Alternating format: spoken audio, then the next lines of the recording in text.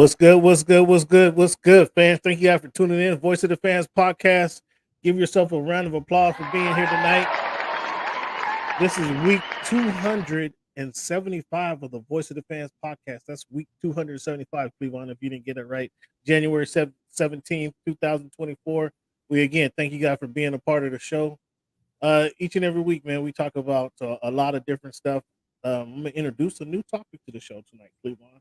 And then we're going to actually revisit the topic. Yeah, everybody, there's been a lot of fanfare about the topic. I got it wrong. A lot of people love that love that segment, Cleveland. We have to revisit that segment tonight. We're going to revisit that segment tonight. We're going to talk about the wild card weekend in NFL, obviously. We're going to talk about the NBA update. I don't know if you noticed Bucks just got waxed by 40 tonight. We're going to talk about that. We're going to have a boxing conversation. In the NBA conversation, we're going to have to talk about the new Intuit Dome, Mr. Cleveland. Have to get your feedback on the new Intuit Dome by your boy Steve Ballmer, built by your boy Steve Ballmer in Inglewood, California. We'll talk about the things that's going to be happening there here in the near future. We're going to talk about boxing. We're going to remit to your fans who's been a friend of the show. We're going to revisit our guy Champside's pound for pound list. And then get Cleveland's feedback on this, because we did have some boxing over the weekend, so we're going to revisit this pound for pound list. And then we got this week in history, as always. So let's get the show started before I go on my little tangent tonight, Cleveland. Let's get the show started just as we do each and every week. Let's get the show started like this here.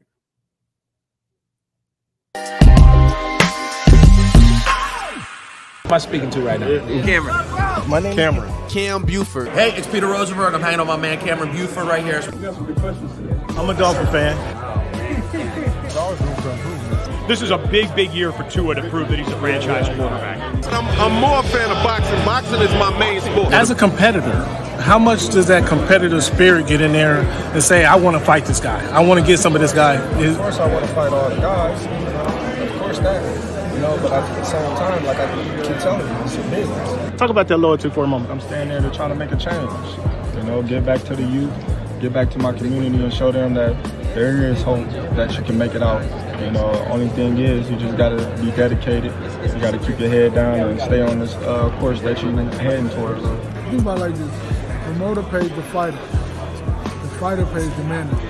Okay. So the manager works for the fighter. The fighter works for the promoter. Okay. If you can see, you can believe. So you are lifting weights currently?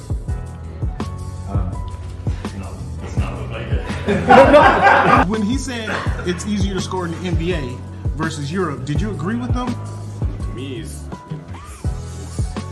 to score all over the world.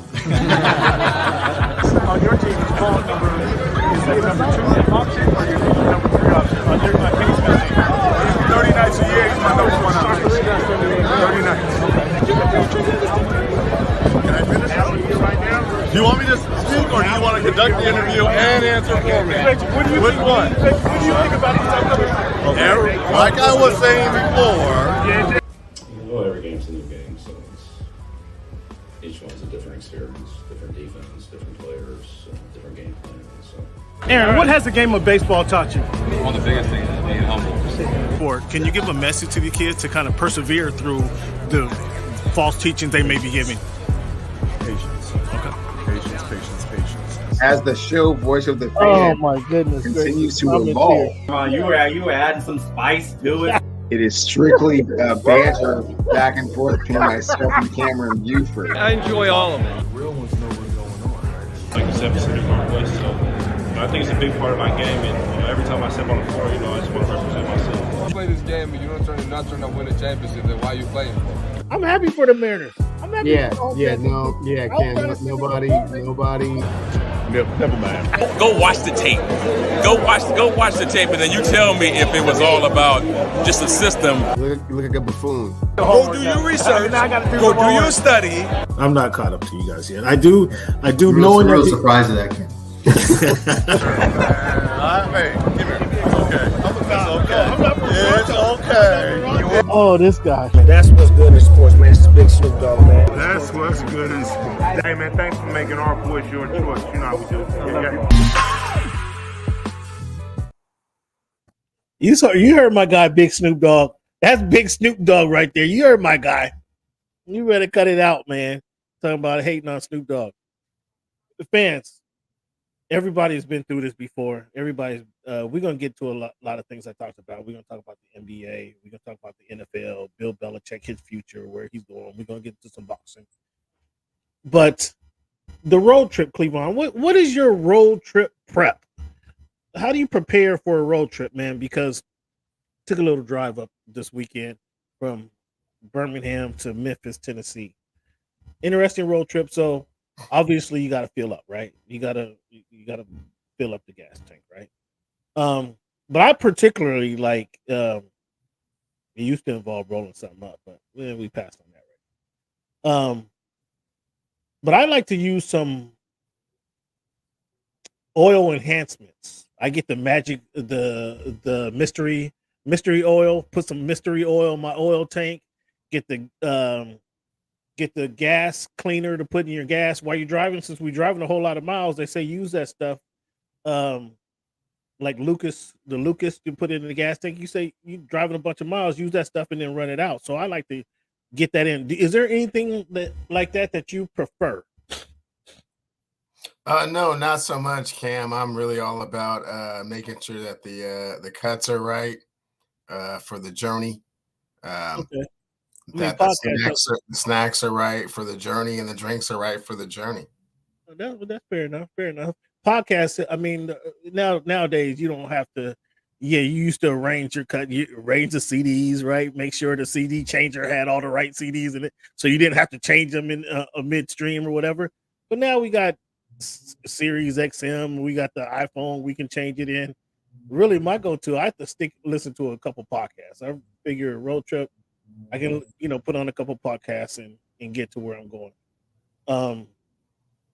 Memphis is funny because what's funny to me is living in Los Angeles so long, where a trip like going to Vegas. So I got about a 4-hour limit, to be honest with you guys. My hour is about 4. If the road trip is longer than 4 hours, I'm looking for an airplane ticket. Like that, even though San Francisco is 4.5, 5, 15 maybe from Los Angeles, I made that drive twice. It gets kind of long and boring. On the other hand, when I lived on the East Coast, that drive from Hampton, Virginia to New York City, it's a legit 6-hour drive. But because that drive, you're driving through cities, it doesn't seem like 6 hours. Because you're driving in 3 hours, okay, you're going to be in DC. In 3.5 hours, you're in Baltimore. In 4 hours, you're going to be 4.5 hours, you're going to be in Philadelphia. And in Philadelphia, New Jersey, you're essentially there. You're just kind of dealing with people and traffic, right? You're essentially that's a late commute, a long commute somewhere, right? So, but that drive, I've done that dozens of times. That drive does not seem like a 6-hour drive. On the other hand, you drive from LA to San Francisco, which is, if you're flying like I used to fly, that would be a 5 to 5.5 hour drive. By the time you get to San Fran, like I'm beat because that's a long, boring drive. I feel like on the East Coast, your senses are, what's the word for it? Your senses are sheesh. I'm having a brain fart on the word for it. But it doesn't feel like you're alone in the wilderness. When I am leaving from Birmingham to Memphis, it's a 3.5. It's a good solid 3.5 hour drive. However, for 3 of those hours, the road is completely wide open. the drive is, there might be you and a couple truckers, a couple hunters on the road, and that's it. And that's it. In LA, you're dealing with the families making their commute from Southern California, Northern California, the aunt coming up there for the first time, the college kids, the truckers. You're dealing with all kind of people, right? In it, LA to Vegas is which I probably made the most time. It's a solid. I got it down to 3-hour drive, but that's like to a night. That's like doing 90. The trick there is leave first thing in the morning. Leave first thing in the morning, and you beat that LA traffic. You beat the traffic just getting out of LA. It's an hour traffic if you leave 10 o'clock, 11 o'clock, 12 o'clock. You're going to spend an hour just getting out of the city. So you want to leave early, beat that traffic, and then the rest of the way is just really gravy. You don't hit traffic until you get to Vegas. And that's what it felt. That's what this road trip to Memphis was like. Is like, man, I tell you, I did 95. And something cool about I did not know that this happened. This is my second time driving up there. I did not know Google Maps will give you the alert that there's a speed trap. I didn't know that. I've used Google Maps before, not all the time. I guess LA to Vegas, you don't need it there. I know where I'm going. I did not know they give you the speed. They give you a speed trap. Speed trap ahead. Speed trap ahead. Okay, I'll ease up and go 80. Ease up to 80. Fly right on by the cops. As soon as they're out of my sight, I was going 95, bro. From Birmingham. For 2 hours and 45 minutes, I did 95 miles per hour. And trusty iPhone and Google Maps warn me every time. Mississippi, they're really trying to catch you. There are like 5 speed traps in Mississippi because you have to go Alabama, Mississippi to get to Memphis, or at least the way I did. So they were very thank you, Google. Thank you, Google, for good looking out, because they protected me. And there was actually, every time it came on, there was actually, coming around the bend another 5 miles, there was actually cops sitting on the side of the road. Hey, how you guys doing? Hope you guys enjoyed yourself, because I heard you guys were gonna be here. Yeah. I heard about you guys. Yeah, it was awesome. But coming back, Cleveland, then this is shame on me. Like I said, I like to make sure my car is right. So last week I went and I don't do this every time, but last week I went and did a tire rotation just to make sure, extend the life of my tires. And again, like I said, I used the fuel additives just to clean up the fuel, since I'm driving. It was 250 miles. I think it was. Cleveland coming back. Stopped at the gas station again. Took the mystery oil, the big red bottle. Took the mystery oil, stick some in my fuel. I got an oil change last week too. Oil change. I don't know if you got an oil change at Walmart. It's $30. I don't know. That's unheard of. That was unheard of. $30 oil change at Walmart. Ding, ding, ding. I'd be concerned for a $30 oil change. Yeah. No. I mean, they flush it. All they doing is draining your oil and putting more oil in there and change. But they always say that, and sometimes they don't. I confirmed it. I make sure I check my oil because I know what it was and I know what it is when I come out of there. And I was like, I had to go tell them because they didn't change my the thing said still like it said what 40% oil, so they didn't reset my oil. I was like, my thing's telling me you guys is still at 48% oil in here. What's the deal? So right then, boom. He watched me check the oil. I was like, okay, it's in there. Well, why didn't it reset? He said, well, I didn't reset it. Okay, we'll reset my shit. Make sure it's right. So yeah, but order oil change $30. So again, I wouldn't do the oil change. Boom. Cleveland coming back. God, I don't know how I got behind this lady, because there's not many cars on the road. So she's putting along in this fast lane. There was a semi in the right lane, so she's riding right along the side of the semi who's going 55 miles per hour. So I'm giving her the headlights, move over. And I don't know what was spitting out of her car. I have no idea, but it's all over my windshield, and my windshield wiper fluid. This is something I slip on. We're gonna get to sports, man. I just wanted to get this off my chest. The windshield wiper fluid. When I hit the button, my windshield wiper is white, but I don't get any fluid. Well, see, that's what they're supposed to do when you do the oil change, Cam. No, that's what I'm talking about. No. I don't expect them to do that when they do the oil change. No, they're supposed to. That's my fault.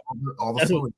Well, if you paying for the $100 oil change, maybe I should expect that. You're right. You're right. You get what you pay for. I pay for an oil change. I didn't expect for them to go inspect my car. So that's shame on me. Because again, I didn't even. That's not even their fault. My so so whatever it was, it looked like the oil leak or whatever, smearing all over my windshield, and I have to pull over because I could barely see. I have to go, the next fuel station. Gotta pull over and wipe off the windshield so I can see. I was just thinking as I'm driving down the road, barely could see. I'm kind of ashamed of myself. Actually, I'm really kind of ashamed of myself that I have to waste time to pull over to get my windshield to wipe my windshields when I got the button just to push push the button on your blinker.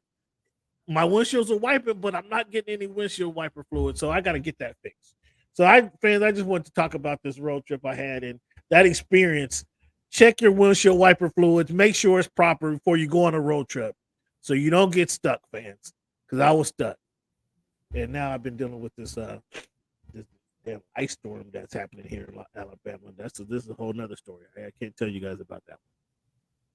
Cleveland, nonetheless, got home safely Saturday night. I watched on the way home. I was able to pull out the iPad and watch CJ do his thing. First quarter of CJ really, I didn't miss anything. I wouldn't have missed anything if I didn't turn it on. Because CJ went up 21-0 on the Browns. The Browns couldn't do anything right. CJ is just dropping back, hitting any receiver that's on the sideline. CJ dropped the ball in his pocket. Going down the field, the tight end, he hit the tight end. I love one thing I love about Joe Burrow. Joe Montana was great at this too. Is they put the ball in a position where you can catch and run. You can catch the ball and run. You don't have to go. Sometimes they say in the game, throw it low where only the receiver can catch it, and then you throw it low, and the receiver has to catch it, but then he's down because he has to roll to the ground, and then he gets touched. So it might be a 7, 8, 10-yard catch, 10-yard play, whatever it is. CJ put the ball on a tight end, Jordan's hands. Jordan catches it, running to the sideline. He's able to stop, right? Shakes the defender, cuts back inside, and then just takes off. There's nobody around. Perfect play design. Nobody around to catch him. Nobody around to slow him down. He sprints 70 yards for the touchdown. But it was all because of the ball placement. You know what I'm talking about? You feel what I'm saying? It was the ball placement. The touchdown to the tight end. I don't remember the tight end number 86, I believe it was. Oh yeah, Dalton Schultz. Yeah, and then you probably don't remember the one that he put right on his hands and he dropped it. That was before that. That was before that. Yes, that was before that one. And then the next time he got it for a touchdown. But yeah. You're absolutely right. But it was a simple fake the pitch, drop back, and great play design. But he threw it 40, 45 yards and put it right on his numbers as he's running away from the defender. Like, Cleveland, you told me. I was questioning him. We were texting during Ohio State in the playoff game last year. I remember this vividly.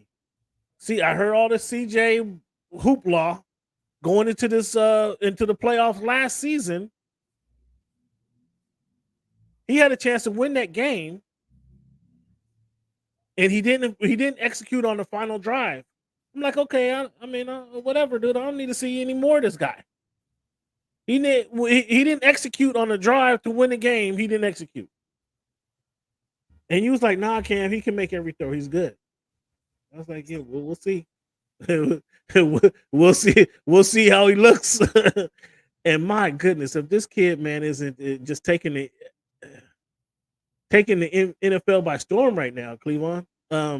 Before we talk any more about that, man, with it being January 17th, again, 2024, this is week 75 of the Voice of the Fans podcast, Cleveland. When you think of the number 17, Who wore that number the best?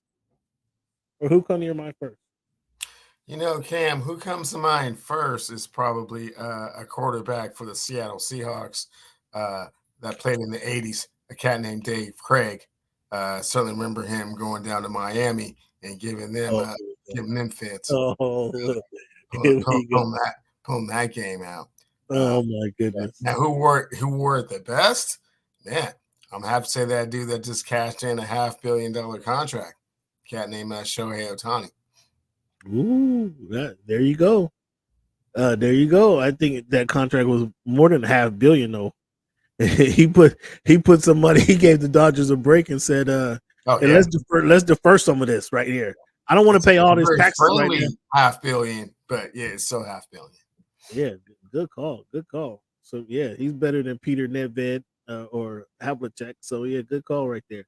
When you think of the number 75, Cleveland, who come to my first? Who wore that number the best? You know, probably who comes to mind first is Howie Long, just because I kind of grew up with him and he's been on TV for so long. Who wore it the best? I'm gonna have to go with Mean Joe Green though. Okay, once again, fans, this guy claims to be a University of Washington product, and you only mentioned Lincoln Kennedy. Link was great. Link what better lineman was there at the University of Washington than Lincoln Kennedy? Never has been one. Been Link at left tackle. Mean Joe Green, obviously, he had the commercial, the commercial with the kid where he threw the kid the jersey at the end of the game. Classic commercial. But he wasn't better than Deacon Jones. He was not better than Deacon Jones. Deacon Jones, Cleveland. My mentality for playing football came straight from Deacon Jones. Deacon are cut from the same cloth. It came straight from Deacon Jones. The head slap. I will tell anybody that will listen. The one rule that I want them to re-implement back into the NFL is the head slap. Man, goodness.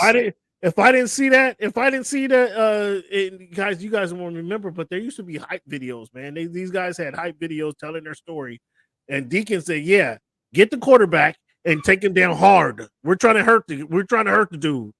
And the head slap, I'm trying to disorient the man in front of me so I can get to the quarterback as fast as I can. If I wasn't head slapping kids back in the 80s,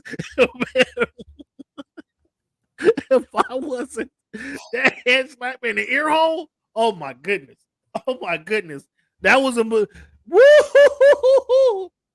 Every time I'm coming off that defensive line, I'm head slapping that guy. You better be ready. Because that, and again, at 8, 9, 10, they're not ready for that. They weren't ready for the Deacon Jones head slap. But if I had perfected that within 2 years, I perfected the head slap coming off that defensive end. And yeah, buddy. You guys didn't see the video. I watched that like 12 times last night. Man, Deacon Jones was my guy. Deacon Jones. Anything he said, just you got to pull up a Deacon Jones clip. That was my mentality on a football field, period. End of story. Right there. Deacon Jones, and then we're going to get to another guy who I start watching shortly after Deacon, but I didn't watch Deacon Jones live. I only got to watch highlights and hear interviews of Deacon Jones. I got to watch this other guy live. Yeah, this other terror. We're going to get to him too. So you guys just hold your horses, but we're going to get to him. But yeah, that was number 75 who come to my mind first, and who I think wore that number the best. But yeah, the most impressive win obviously goes to the Texans beating the Browns. I mean, that might have not have been the most impressive, but that was definitely the most surprising win, because I didn't expect that. I didn't expect them to put it on them quite like they did. Like your boy looks exquisite out there, like making every throw, not making mistakes, confident, dancing on the sidelines. His teammates helping him out, but he put in the right position for them, helping him out. Singletary, don't think they got enough. I don't think they give the ball to Singletary enough. But I mean, I guess I'd just be passing back there and throwing the slinging the ball all over the field too if I had CJ Stroud who could make every single throw. So I mean, I can't be mad at that. But yeah, that was again. I don't think it was most impressive win. I think that was most surprising. The Packers routing the Dallas Cowboys. Ooh. Ooh boy. Ooh boy. Now, Cleveland, you tell me. Did you guy Micah show up? Podcast Parsons, did he show up to that game? You know, Cam, he did, but just was not effective. I mean, he certainly was on the field. He certainly was giving it a lot of effort. And him and Lawrence were certainly getting close to quarterback. Close after Love threw the ball. After Love threw the ball, then they showed up in screen. They were always like shoving him like right after he threw the ball, like half second. It was a half second late. And Jordan can throw off off his back foot, off a no feet. Jordan jump up and throw it. He spent his 3 years sitting behind Aaron Rodgers, learning how to perfect the jump pass, the off schedule pass. Yeah, man. So let's just go right there. CJ Stroud had me start the segment, had me open up a new segment in the show. I got it wrong because I didn't expect none of this from CJ. And this was midway through the season, fans. This is midway through the season. I had to break down and admit where I was wrong, not saying CJ wasn't going to be that guy. And at the same time, I had Packers in the playoffs at the start of the season, and I had them. I had the Detroit Lions winning that division, but I had the Packers being right there because I expect from what I saw from Jordan Love late in the season last year and early in preseason this year, it looked like he was ready. It looked like Jordan Love was ready to lead these Packers somewhere. Now, he got there in the final week of the year. He got there, but I had to say, Jordan Love, I was wrong about you, big guy, 8 weeks through the season, because he didn't look early in the season. He didn't look like he was ready. He wasn't making his throws. He wasn't. They had some losses, some close losses that they should have won. They should have won, but he needed to get, he needed to get that engine going. And that car needed to get warmed up. He needed to get warmed up for that long journey in the NFL. What the NFL season is.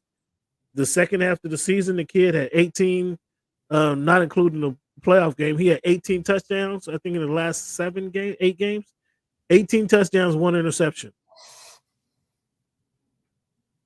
He looked ready on their run to the playoffs, run to the NFL playoffs. He looked like the quarterback that I expected him to be at the beginning of the season. And if he played like that most of the season, they might have won that division. And against the Cowboys, like not only were the Cowboys, I mean, Dak didn't help them. They scored a touchdown. They scored 2 touchdowns, right? And then Dak came back and threw a pick six, and then another interception that they capitalized on. And then it could have been a third interception if the guy caught the ball in the end zone, right? Right before halftime. If he catches the ball, if the linebacker catches the ball at the goal line, that's an interception number 3. And the route was on from there. Although the Cowboys scored, but they were really a threat in the game. Was that more good Packers or bad Cowboys? What do you say in that game? Man, bad Cowboys. I mean, I as much as I give kudos to the Packers for pulling that off, excuse me, and I did pick them to win the game.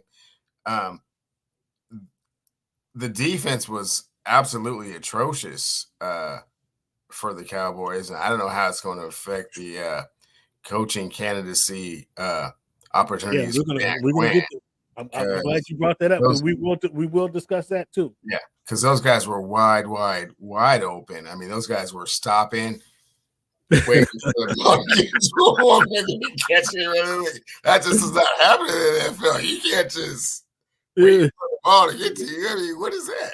Run your route and then stop and wait. Yeah. Oh, Yeah, that's a complete breakdown. Can we end all the conversation, man? Can we end all this conversation, all this comparisons? Ask Cleveland now. Please tell the fans, this isn't revisionist history. I said from week one, this dude does not look like Lawrence Taylor. He's not ferocious. He's not unstoppable. He can be blocked. He doesn't have the passion. He not only did he not have the history, he doesn't have the passion. He doesn't have the motor, the hunger, the anger that Lawrence Taylor played with Cleveland. Will you tell the fans I mentioned that from week one? Oh, why are you hating on Parsons? Why are you hating on this and that? Sure, he talks a lot. Sure, he talks better than Lawrence Taylor did when at that stage in his career. Oh, I'll give him that. That's about the only thing he does better. He has a little podcast. He wants to talk about people hating on him. Why doesn't Dak get the love that they give to other players? Why doesn't the Cowboys get respected like the people respect the other players? Dude, because you guys ain't did shit. That's why. Because you hadn't done anything. You get all this love and praise heaped on you. Mike Wilbon, I can't wait to see Michael Wilbon again. I told you guys weeks ago, he's the next coming of Lawrence Taylor. No, he's not. There's no resemblance of Lawrence Taylor and Micah Parsons. Can we stop with this nonsense? Cleveland, will you stop bringing that up, please? Well, Cam, from the onset, you were not a believer. You certainly made it a point to accentuate. He's a good player. Don't get me wrong. He's the a good negative player. aspects of his game and why the comparison was ludicrous. And you weren't having it, hearing it, didn't want any part of that conversation. And, as we get a little bit later in the season in 2023, 2024, it certainly comes to fruition. He looked nothing the part. He looked nothing like what they were saying. The first 2-3 games, he looked like an absolute monster, like just could not be stopped. And then, a few more games into the season, he just regressed and never quite got back to that, dominant player that he was. And when it really, really counted, I mean, he was, like I said earlier, he was close to getting to the quarterback, but never quite got to him and was not a disruptive force. And I can't say that he really impacted the game, on the Cowboys' favor at any point in the game, really. And there's not a playoff game that you can pull up on tape where number 56 for the New York Giants did not impact the football game. There's not one tape. There's not one time you can pull it up from 82 to 90. It impacted the game in every stretch of the way.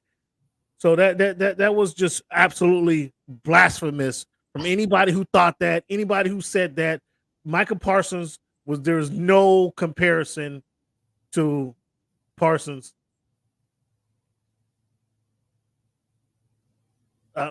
Someone asked earlier in the season, Warner Parsons. Ooh, yeah. Again. I mean, again.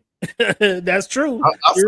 I'll stick with that. Yeah. I mean, talent-wise, he's got all the talent in the world. And, he shows flashes of absolute dominance. And then sometimes he just, goes into a shell and is not heard from. So, yeah. So we're gonna get you spoke about it a minute ago, DQ, what this does for DQ's coaching candidacy. And I'm gonna have to give him some of the blame because there was plays where they had him dropping back. Like, I'm with moving him around the field, having play left end, right end, the center, attack, rush from the center, but no reason to have him drop back. Like, this was my complaint with Staley and what I was saying earlier in the season, where Staley was using Derwin James because Derwin James could play all 11 positions on the field. Doesn't mean he probably should play all 11 positions on the field. Because Micah Parsons can play middle linebacker and drop back, doesn't mean you don't have a better pass rusher on your team than Micah Parsons. So let him rush the passer. Period. Stop playing and stop getting cute and moving. Again, I like moving them around and find a better matchup, but do not why are you dropping them back? Like, you don't have a better guy to put in his spot. And that's what I was saying about Brandon Staley and using Derwin James. because they had him playing all these different positions. Because he can doesn't mean you should. Let him play safety. Let him clean up any missed tackles. Let Derwin James be there to be the eraser. Clear all that out. Any safety coming over the middle, let Derwin James take care of that. But he doesn't need to play nickel and rush the passer sometimes. No, cut it out.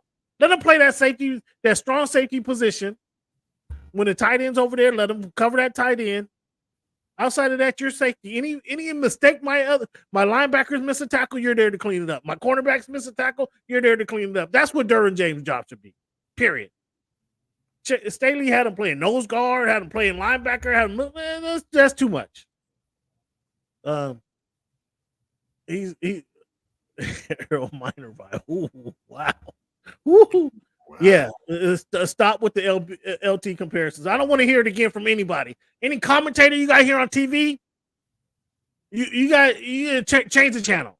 Anybody says that he LT and Michael Parsons, change the channel right then. They tell you that guy is BSing you right there. Don't even listen to it. The Buccaneers, man, the Buccaneers and Baker going to town on the Eagles. So I was on Twitter. I was follow a couple players that I used to report on playing for the Chargers, and the comment was,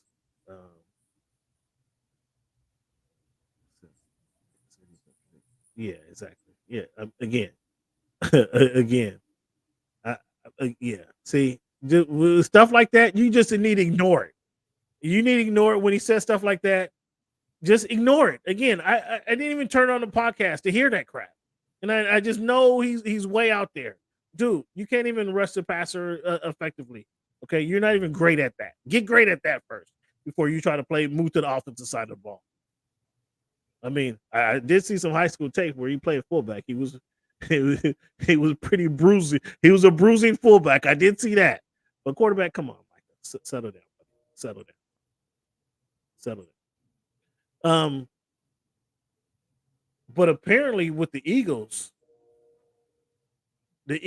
locker room had warned Sirianni not to bring on the pencil as their defensive coordinator. And they brought him on anyway. And since then, they were 10-1. And then what did they finish the season?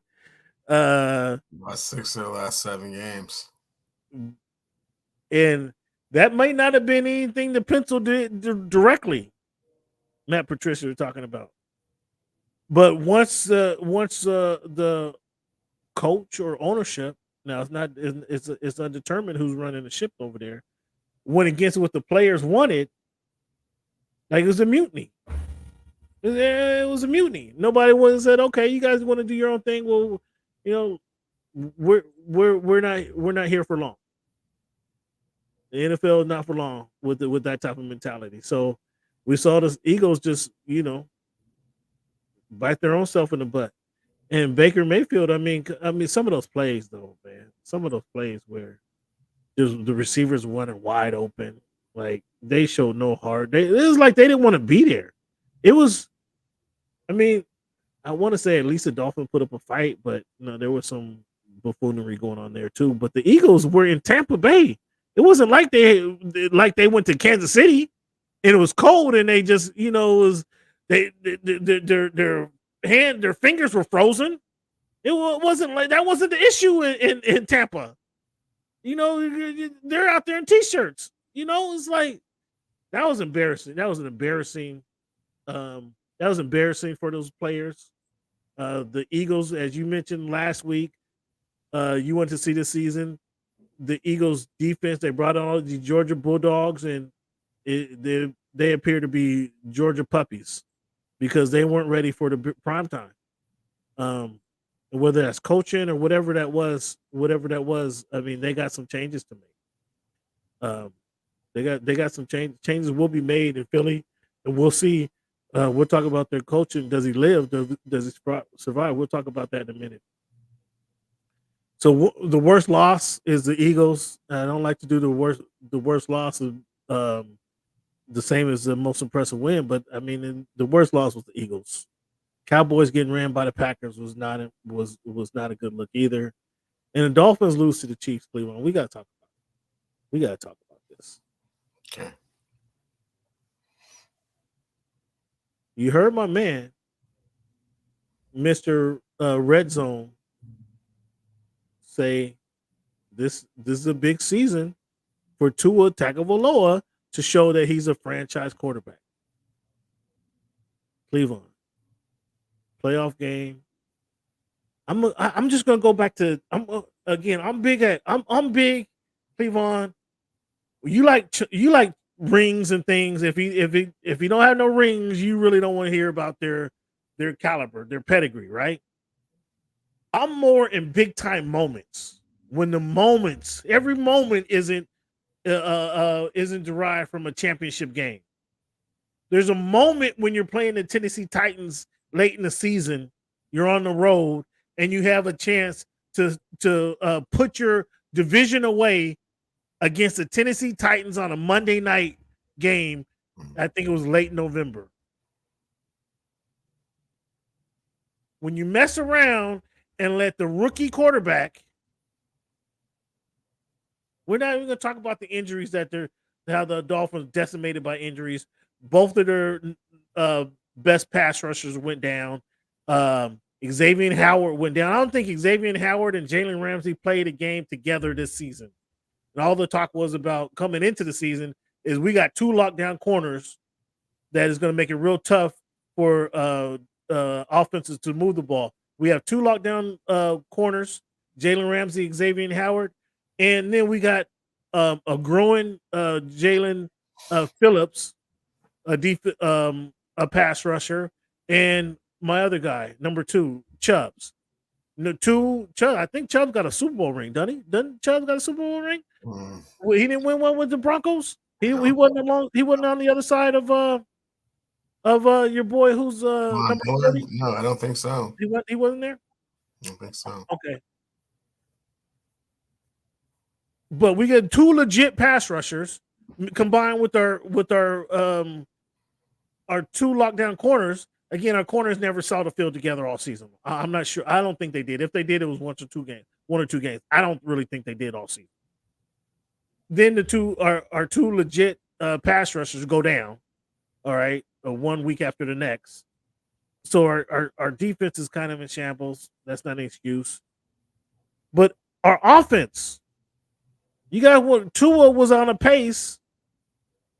He ended up passing for the most yards this season. He in the NFL, so he obviously doing some good things.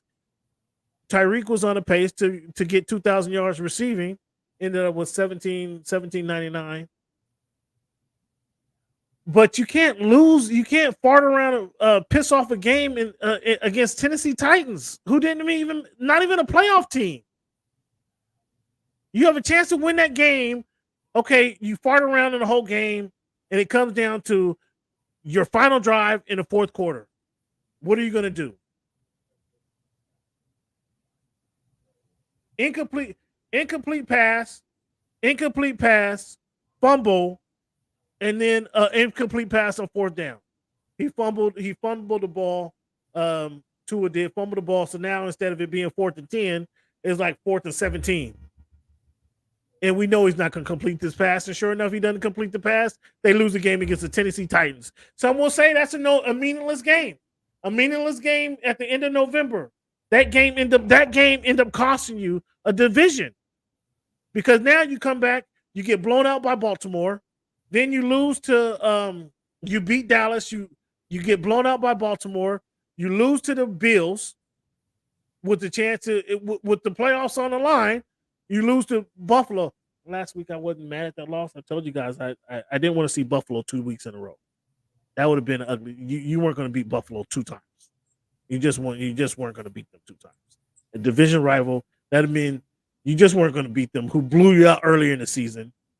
Okay. You weren't going to beat them in back-to-back weeks. The 1 week being to win the division, the second week being you had them at home, and the second week you weren't going to beat them in the playoffs. I knew that was going to happen. So I was kind of okay with the loss last week.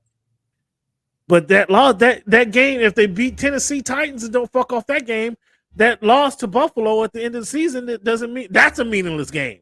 Then they can rest their players. Tua in these games, in these moments, Cleveland did not show up. Did not show up. And that's why he's a front runner. The Dolphins proved a lot that they're front runners. In this game on Sunday, sure, it was a challenging game. The weather was against us. Cold weather team. I'm complaining about leaving Southern California where it's 60 degrees. Their winter is 60 degrees. I'm moving here to Birmingham, Alabama, where it was 12 degrees yesterday. I'm walking around just frustrated because I have to deal with this weather. They're playing football in this weather. They're playing. They're on the field having to perform in this weather. So I knew that was a tough game. Shame on our our coach, Cleveland. We ran the ball. And I'm gonna let you go in a minute. I have to get this off my chest. We ran the ball, Cleveland. My guy Mostert finished the game 8 carries, 33 yards. We went to Oregon. I mean, hey, that was a cold one. We Mostert ran the ball 8 carries for 33 yards. The NFL average, Cleveland, if you average 4 yards a carry, that's good. If you average 4 yards a carry in a football game, that is good. You should be happy with that. So he has above a 4-yard average, right? Cleveland, he should have seen the ball. He should have carried the ball at least 10 more times in the game. At very minimum, 10 more times in that game. There's another stat I want to go to. Again, it's frigid weather. Why we keep trying to put the ball into his hand. He passed the ball 39 times, Cleveland. 39 times. 39 times. The game was not out of reach until late in the game. So the game was a 26-7 game, but it was closer than that. We were 2 scores down for a large part of that game. Okay. Mostert 8 carries. Waddle 1 carry. A-Chain 6 carries. So between A-Chain are legitimate running backs. A-Chain and Mostert, we have 14 carries. They should have had 28 carries that game. Minimum. 28 carries. Minimum. Off the rip. 28 carries. In the second half, Tua, we run the ball again early in the fourth quarter. We're down 2 scores. We run the ball with Mostert. He picks up 6 yards. We run the ball with A-Chain. He picks up 4 yards. We get the first down. We run the ball. Come back with Mostert. He picks up 4 yards. A-Chain gets the ball. It's 3rd and 1. Why the fuck is Tua passing the ball? Why is Tua passing the ball? They call a pass play. Run the damn ball. You're averaging like 5 yards a carry this drive. Run the ball. They go for it on 4th and they don't. Tua, the ball snapped between his legs. He then picks it up. He flicks it out there. Incomplete pass. They come back and go for it on 4th down. They pass the ball again. Run the damn ball, McDaniels. This is your bread and butter. This is what you brought from San Francisco is a running game. Run the damn ball. There was a game there. McDaniels, you gotta McDaniels, you have to take some blame for that. I'm gonna blame Tua because he has a noodle arm, and unless the situation is picture perfect,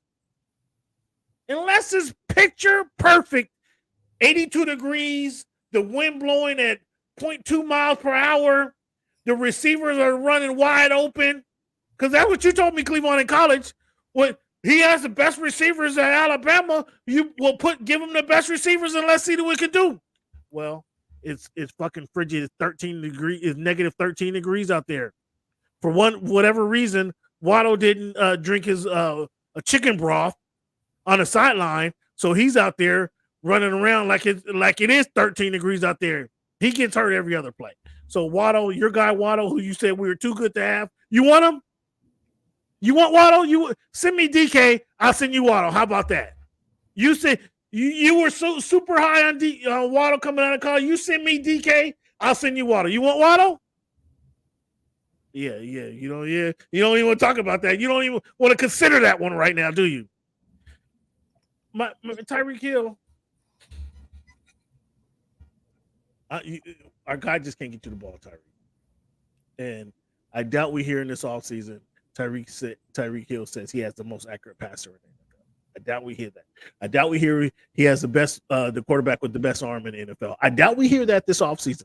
Going into next season, where everything's hunky-dory, fresh and breezy during the offseason, I don't think during training camp, I don't think Tyreek Hill will utter the comments, I have the best quarterback with the most accuracy and the strongest arm throwing me the ball. You want to put something on that? You want to put something on Tyreek Hill saying that? Yeah, exactly.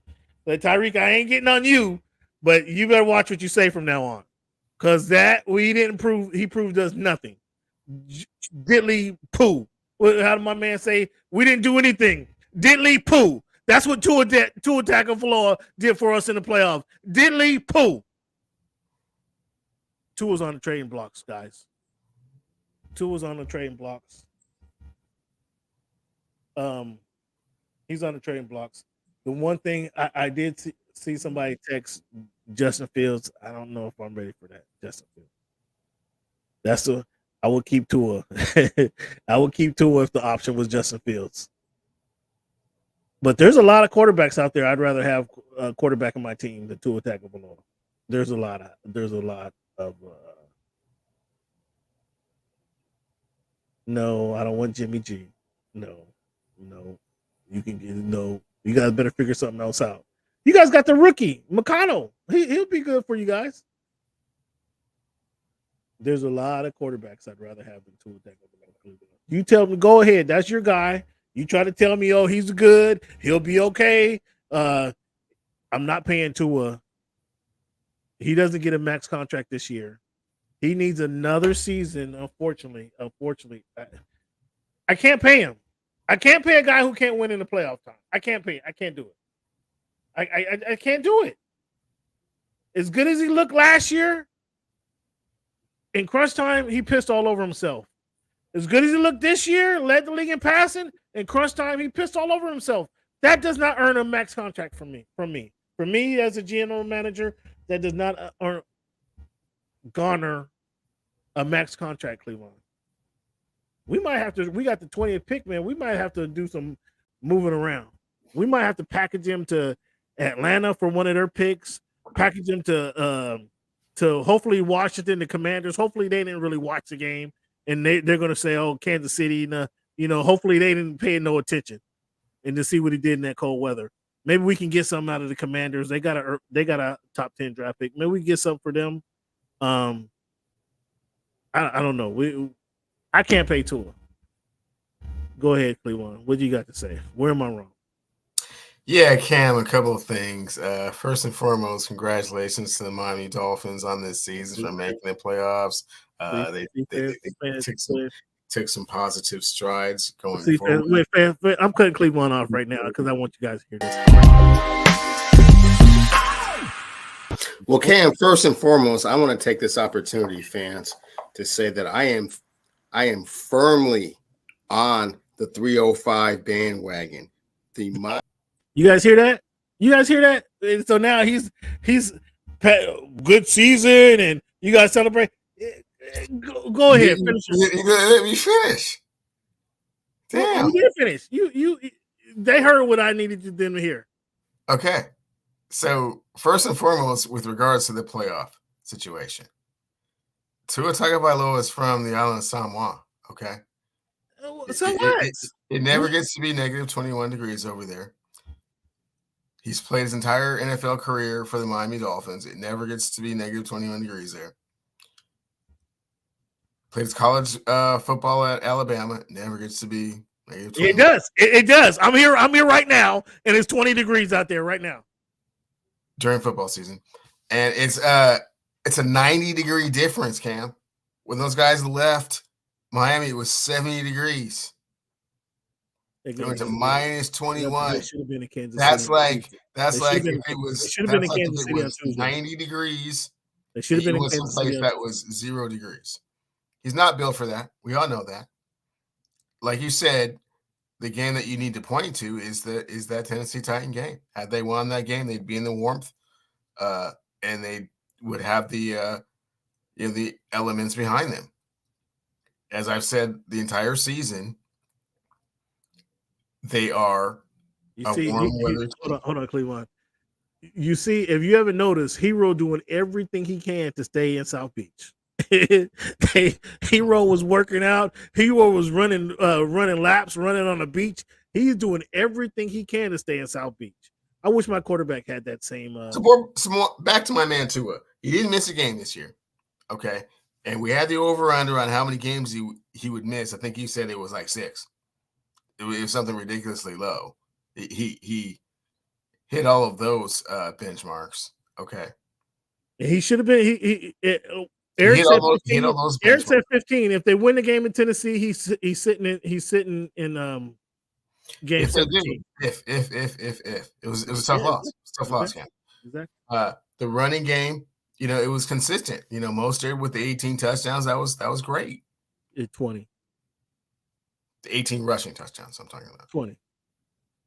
It wasn't 20 rushing touchdowns. It was franchise record 20 touchdowns. Anyways, establish the running game. At times, Cam, again, I think we were forgetting they were playing the defending Super Bowl champions. Man, cut it out, man. They did not look like the defending champions all year long. Okay, all year long. But they are the defending Super Bowl champions, right? Cleveland, they didn't look like the defending Super Bowl champions. Okay, but they are the defending Super Bowl champions, right? Yes. Okay. So they were playing the defending Super Bowl champions at home. Taylor Swift up in the booth. A lot was going against them, Cam. It was cold. They knew their plays. I think maybe somebody was stealing their signs. I think I heard something out there like that. But going forward, I'm about to cut this guy off, man. Going forward, the Miami Dolphins will use this as a teachable moment. They will understand how important home field advantage can be. And your guy's not getting traded. He's going to sign for $250 million. So you need to just get used to. I've already put my call in to Stephen Ross. Stephen, do not offer this clown a contract. It's not your money. It's not your money, Cam. And he's seen how these other franchises have gone without their quarterbacks. And you say there's a whole bunch of quarterbacks you would want more than Tua. You can't name more than 8. At 8 is a stretch. Give me a sec. I'm gonna go down the list. I'm gonna tell you. Go down the list. Take your time. Tell me when we get to number 8. And Brock Purdy should not be on your list. Brock Purdy's number 1. What are you talking about? Okay. You're already delusional, but keep going, man. Keep going down the list. Need some help? Need to accelerate this process real quick?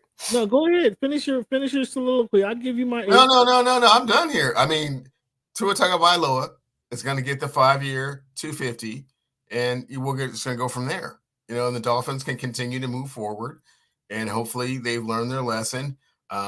Don't want to give other teams the opportunity to expose them to the elements. They're not built that way.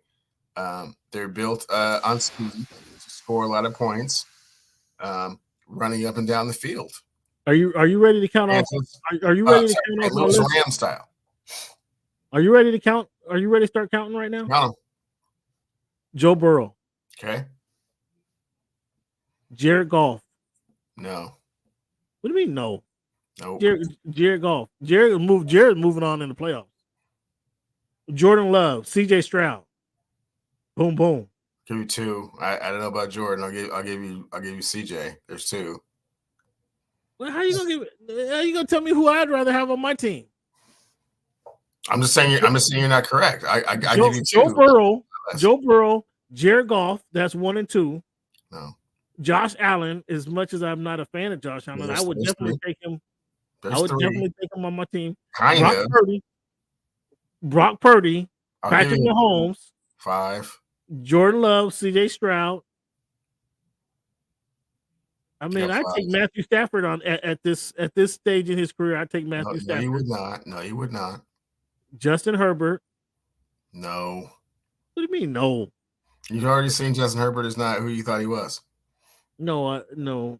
Justin Herbert was Mike Do McDaniels. they make the playoffs this year? That doesn't mean I wouldn't take him. Okay. Joe Burrow didn't make the playoffs either. So no. Joe Burrow didn't make the playoffs either.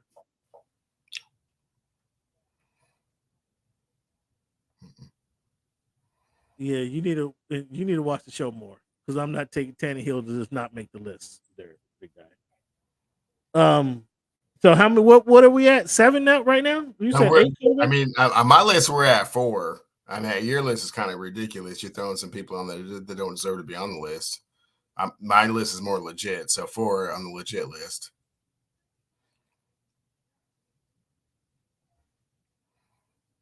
Yeah, Lamar Jackson, Jalen Hurts. Okay, you get to 5 and 6.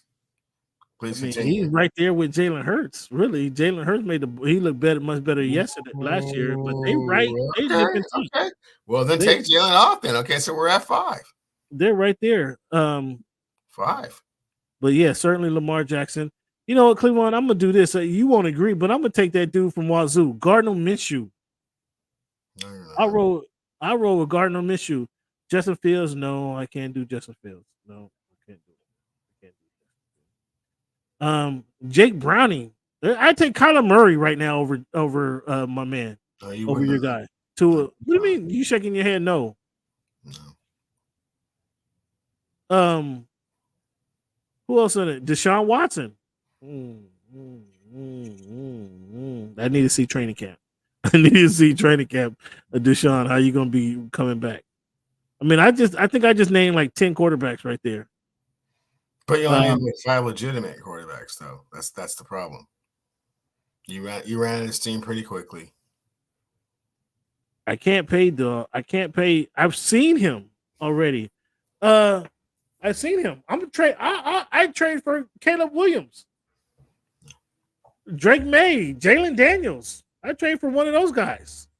You keep Tua in the 305. You keep him warm. You keep him in the right temperature. I don't know. We don't get to Dak either. I don't know if I'd make that one. No, you would take Tua Tagovailoa over Dak Prescott for sure. That's where things are. Right, Cam, keep him upright. Keep him warm. That's right where things are right there. Tua and Dak head and head. That's right about.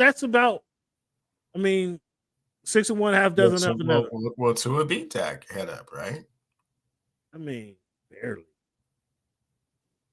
Okay, well, look, man. He's gonna get his $250 million. He fumbled the bag over the summer. He fumbled the bag. The Eagles infighting. We talked about that. There, would you fire Sirianni? Do you keep him on? Like, I think that hearing that the players objected to having new. You keep him on. The coach didn't go and get Patricia. The owners went and got Patricia. That's not the coach's fault. I mean, so okay, if that's the deal, the owners went and got him because again, there's a pull for a power struggle there. If the owners went and got him, they're not playing for Sirianni. They may like Sirianni, but they're not playing for Sirianni. We're gonna get a pay now. I'll play this right now for you. I found this kind of funny.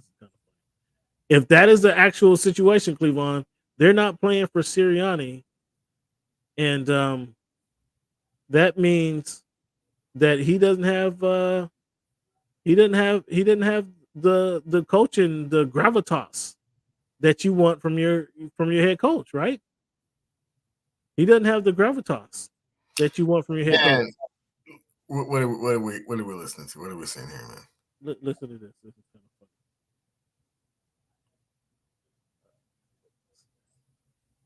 All right, here we go. Can you hear it? You have, if you do come back, have you gotten any wind on what's going to happen with Nick? And you have confidence in if you do come back, that confidence in him if he's also the head coach. Like any news about what about Nick? Nick, I mean, there's obviously some speculation about whether he may be fired or not. Huh? Yeah. Come on, man. Man, he head football coach of this team, man. Come on, man. There ain't even no discussion about that. Yeah, okay. You don't think it's gonna happen? I don't got nothing to say about that, man. You're a clown, bro. Get out of my face, bro. Yeah, of course, yeah, I love Nick. I think Nick's a great coach. I really do. I think he's a great head coach. Obviously, that was it. That was it. What do you think about Fletcher Cox? What do you think about his response, dog?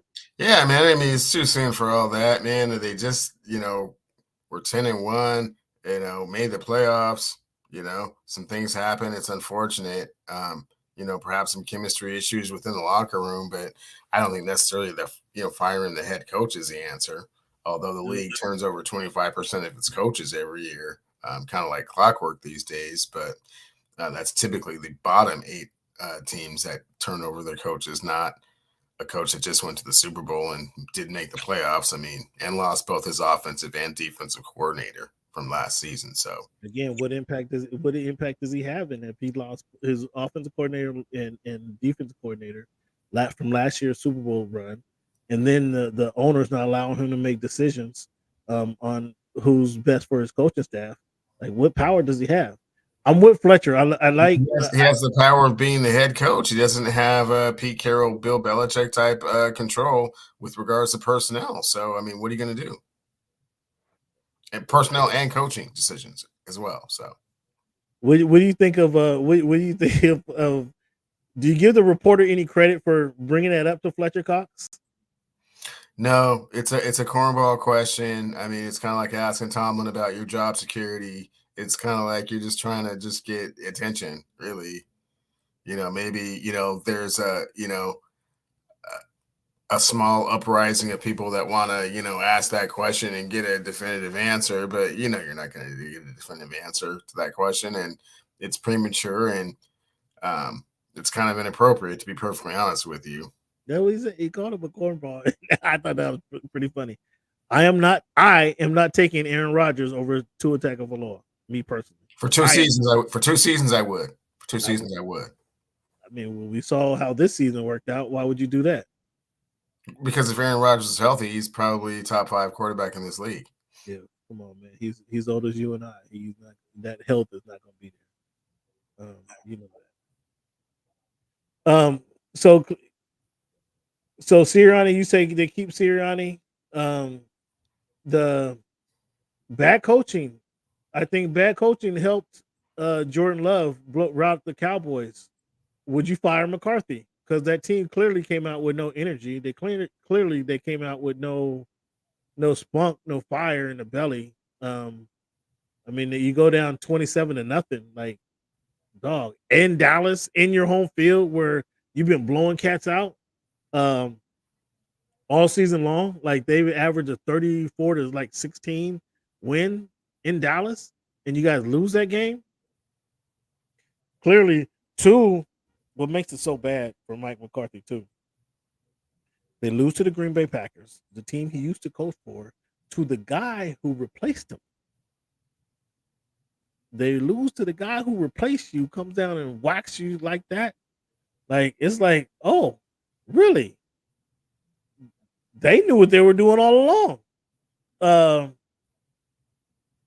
Green Bay Packers did. Not only did they get rid of the longtime quarterback, then they get rid of the longtime coach who took him to the Super Bowl, who actually won a Super Bowl for him. They killed that dynasty, or that killed that era, brought in this guy, and then they meet Mike McCarthy in Dallas, in the team that he's coaching for, and blew him out the stadium. That was a bad look for McCarthy. Apparently, they decided to keep McCarthy on. They've already decided that they're going to keep McCarthy on. He's sticking around. But that was a bad look on McCarthy. We agree on that one, right? It was a bad look. And billionaires don't like to be embarrassed, and none less than Jerry Jones, especially when he had such Super Bowl aspirations. He was giddy about this team getting to where giddy is a good word for it. Yes, you wanted them to be, and just to see the Green Bay Packers just come out and just shellac them like that. I would not put it past Jerry to have a change of heart and say, you know what, upon further review, and I went on a yachting cruise with Bill Belichick, and we chalked it, we chalked it up for a minute, and I think it's time to go in a different direction, my dude. I mean, that's something that could happen. Dan Quinn was a hot commodity. We know what he did in Dallas, or excuse me, in Atlanta. They gave up the 28-3 lead against the Patriots. Some of that you could say was he had them in position to win. You could say it was Shanahan not running the ball.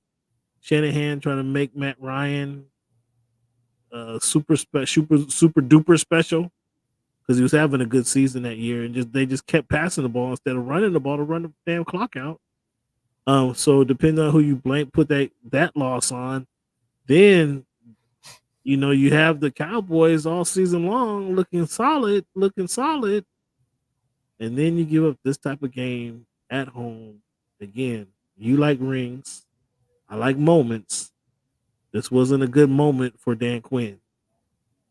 Are you excited to have Dan Quinn?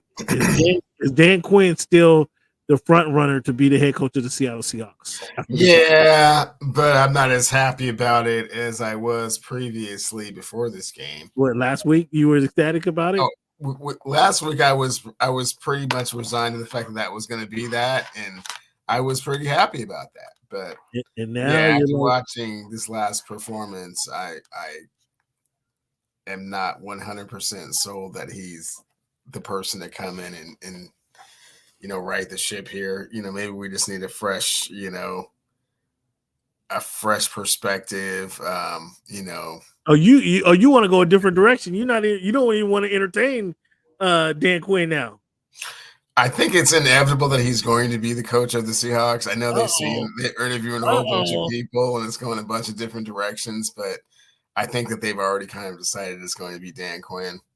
So I mean, Bobby Wagner. Do we pull Bobby Wagner from the uniform? Coaches, players, former players are doing great jobs as coaches now in the league. We look at DeMeco Ryans. We see Dan Campbell doing their job, and Antonio Pierce should be the front runner for the Raiders job. Bobby Wagner. I mean, instead of sending him out there to cover some tight ends and running backs off the backfield, why not have you coach it up on scheme it up? No, I'm not. I can't really speculate on personnel moves right now at present. Do I think Bobby Wagner has one more year? I think he has one more year.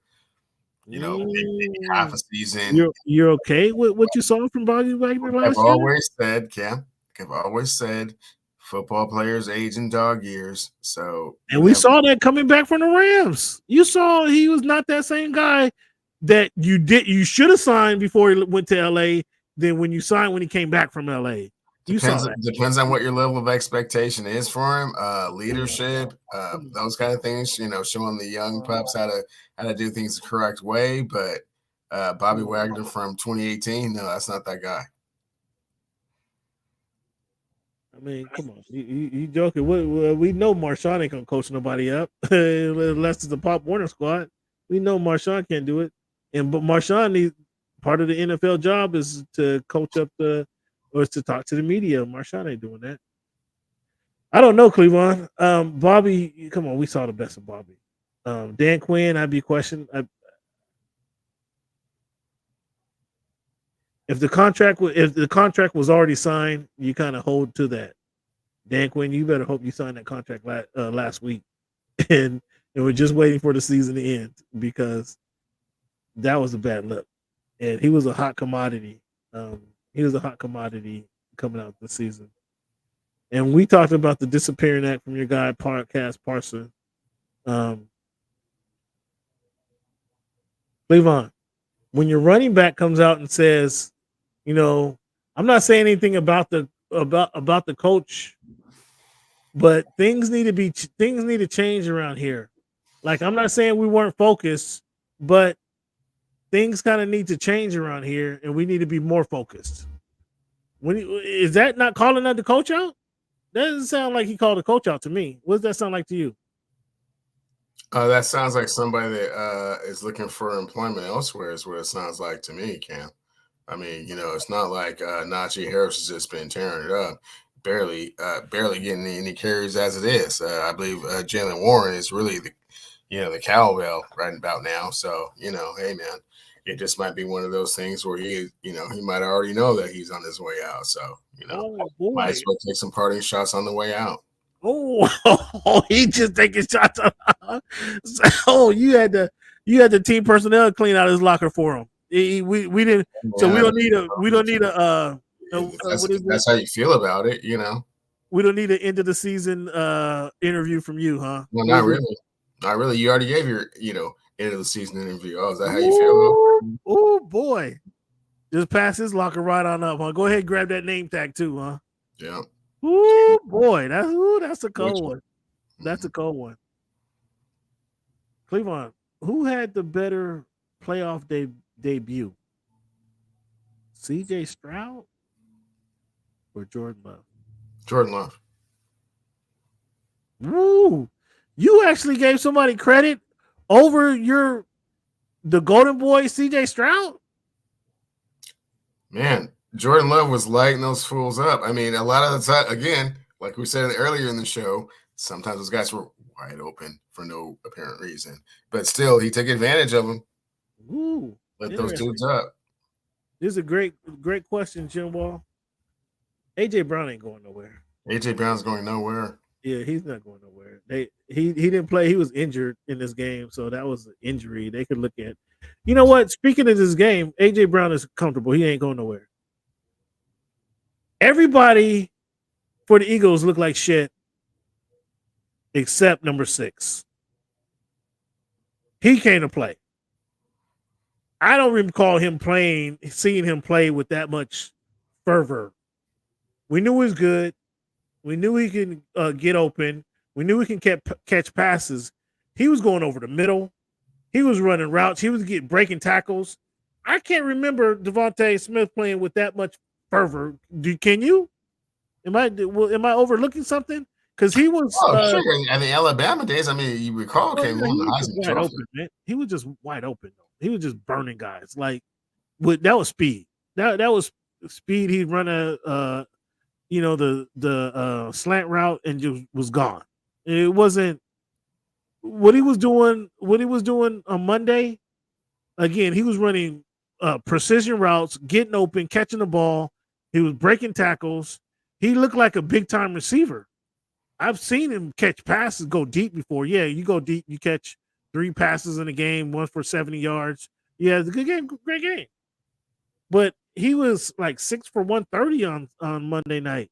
Like, that was their big target. I mean, he looked really good to me.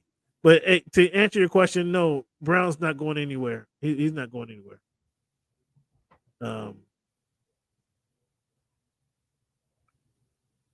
Stroud Texas wasn't still in the contest to midway through the third. Yeah. No, that game was over. That game was over at halftime. The Texans was. No, I mean that was still somewhat of a game. I mean that game was over. What are you talking about? The other game was 27, like you said, 27-7. It was at halftime. Yeah. And then 34-14. Yeah, and then they had some garbage points. Yeah, Lions squeaked by the Rams. Golf, was that a redemption game for Golf? I mean, you apparently don't like Golf. I do like Golf. I like Golf in that offense. It is predicated around what he is good at, and they don't ask him to do too much, and they accentuate the positives, which is why they're in the position that they're in right now. They run the ball when they had to, but I liked the call. They had the ball. Porter was healthy, which was a godsend for those dudes. Yes, they had the ball. It was a 1-point game. They're holding off the Rams. The Rams punt. I'm not sure why the Rams punt the ball with 4 minutes to go. Well, 4 minutes of the game. I'm not sure. Like, I might have went for it there. I might have went for that one. But the Rams punt the ball, so they get the ball with just over 4 minutes to go. A couple runs, put the ball in the under 2 minutes.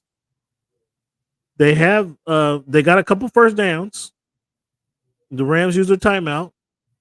So now one more first down and the game's over.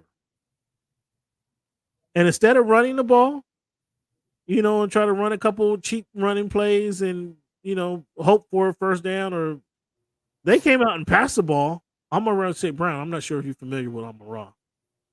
Amon-Ra is spectacular. He was the receiver for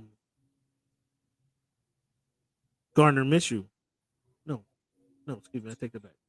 Excuse me. He was not the receiver. Yeah, please take that all the He way was back. who was gee whiz? How am I having a brain for it? The guy never made the NFL. He played 6 games in the NFL. He reminded me of Gardner Minshew, the quarterback he was.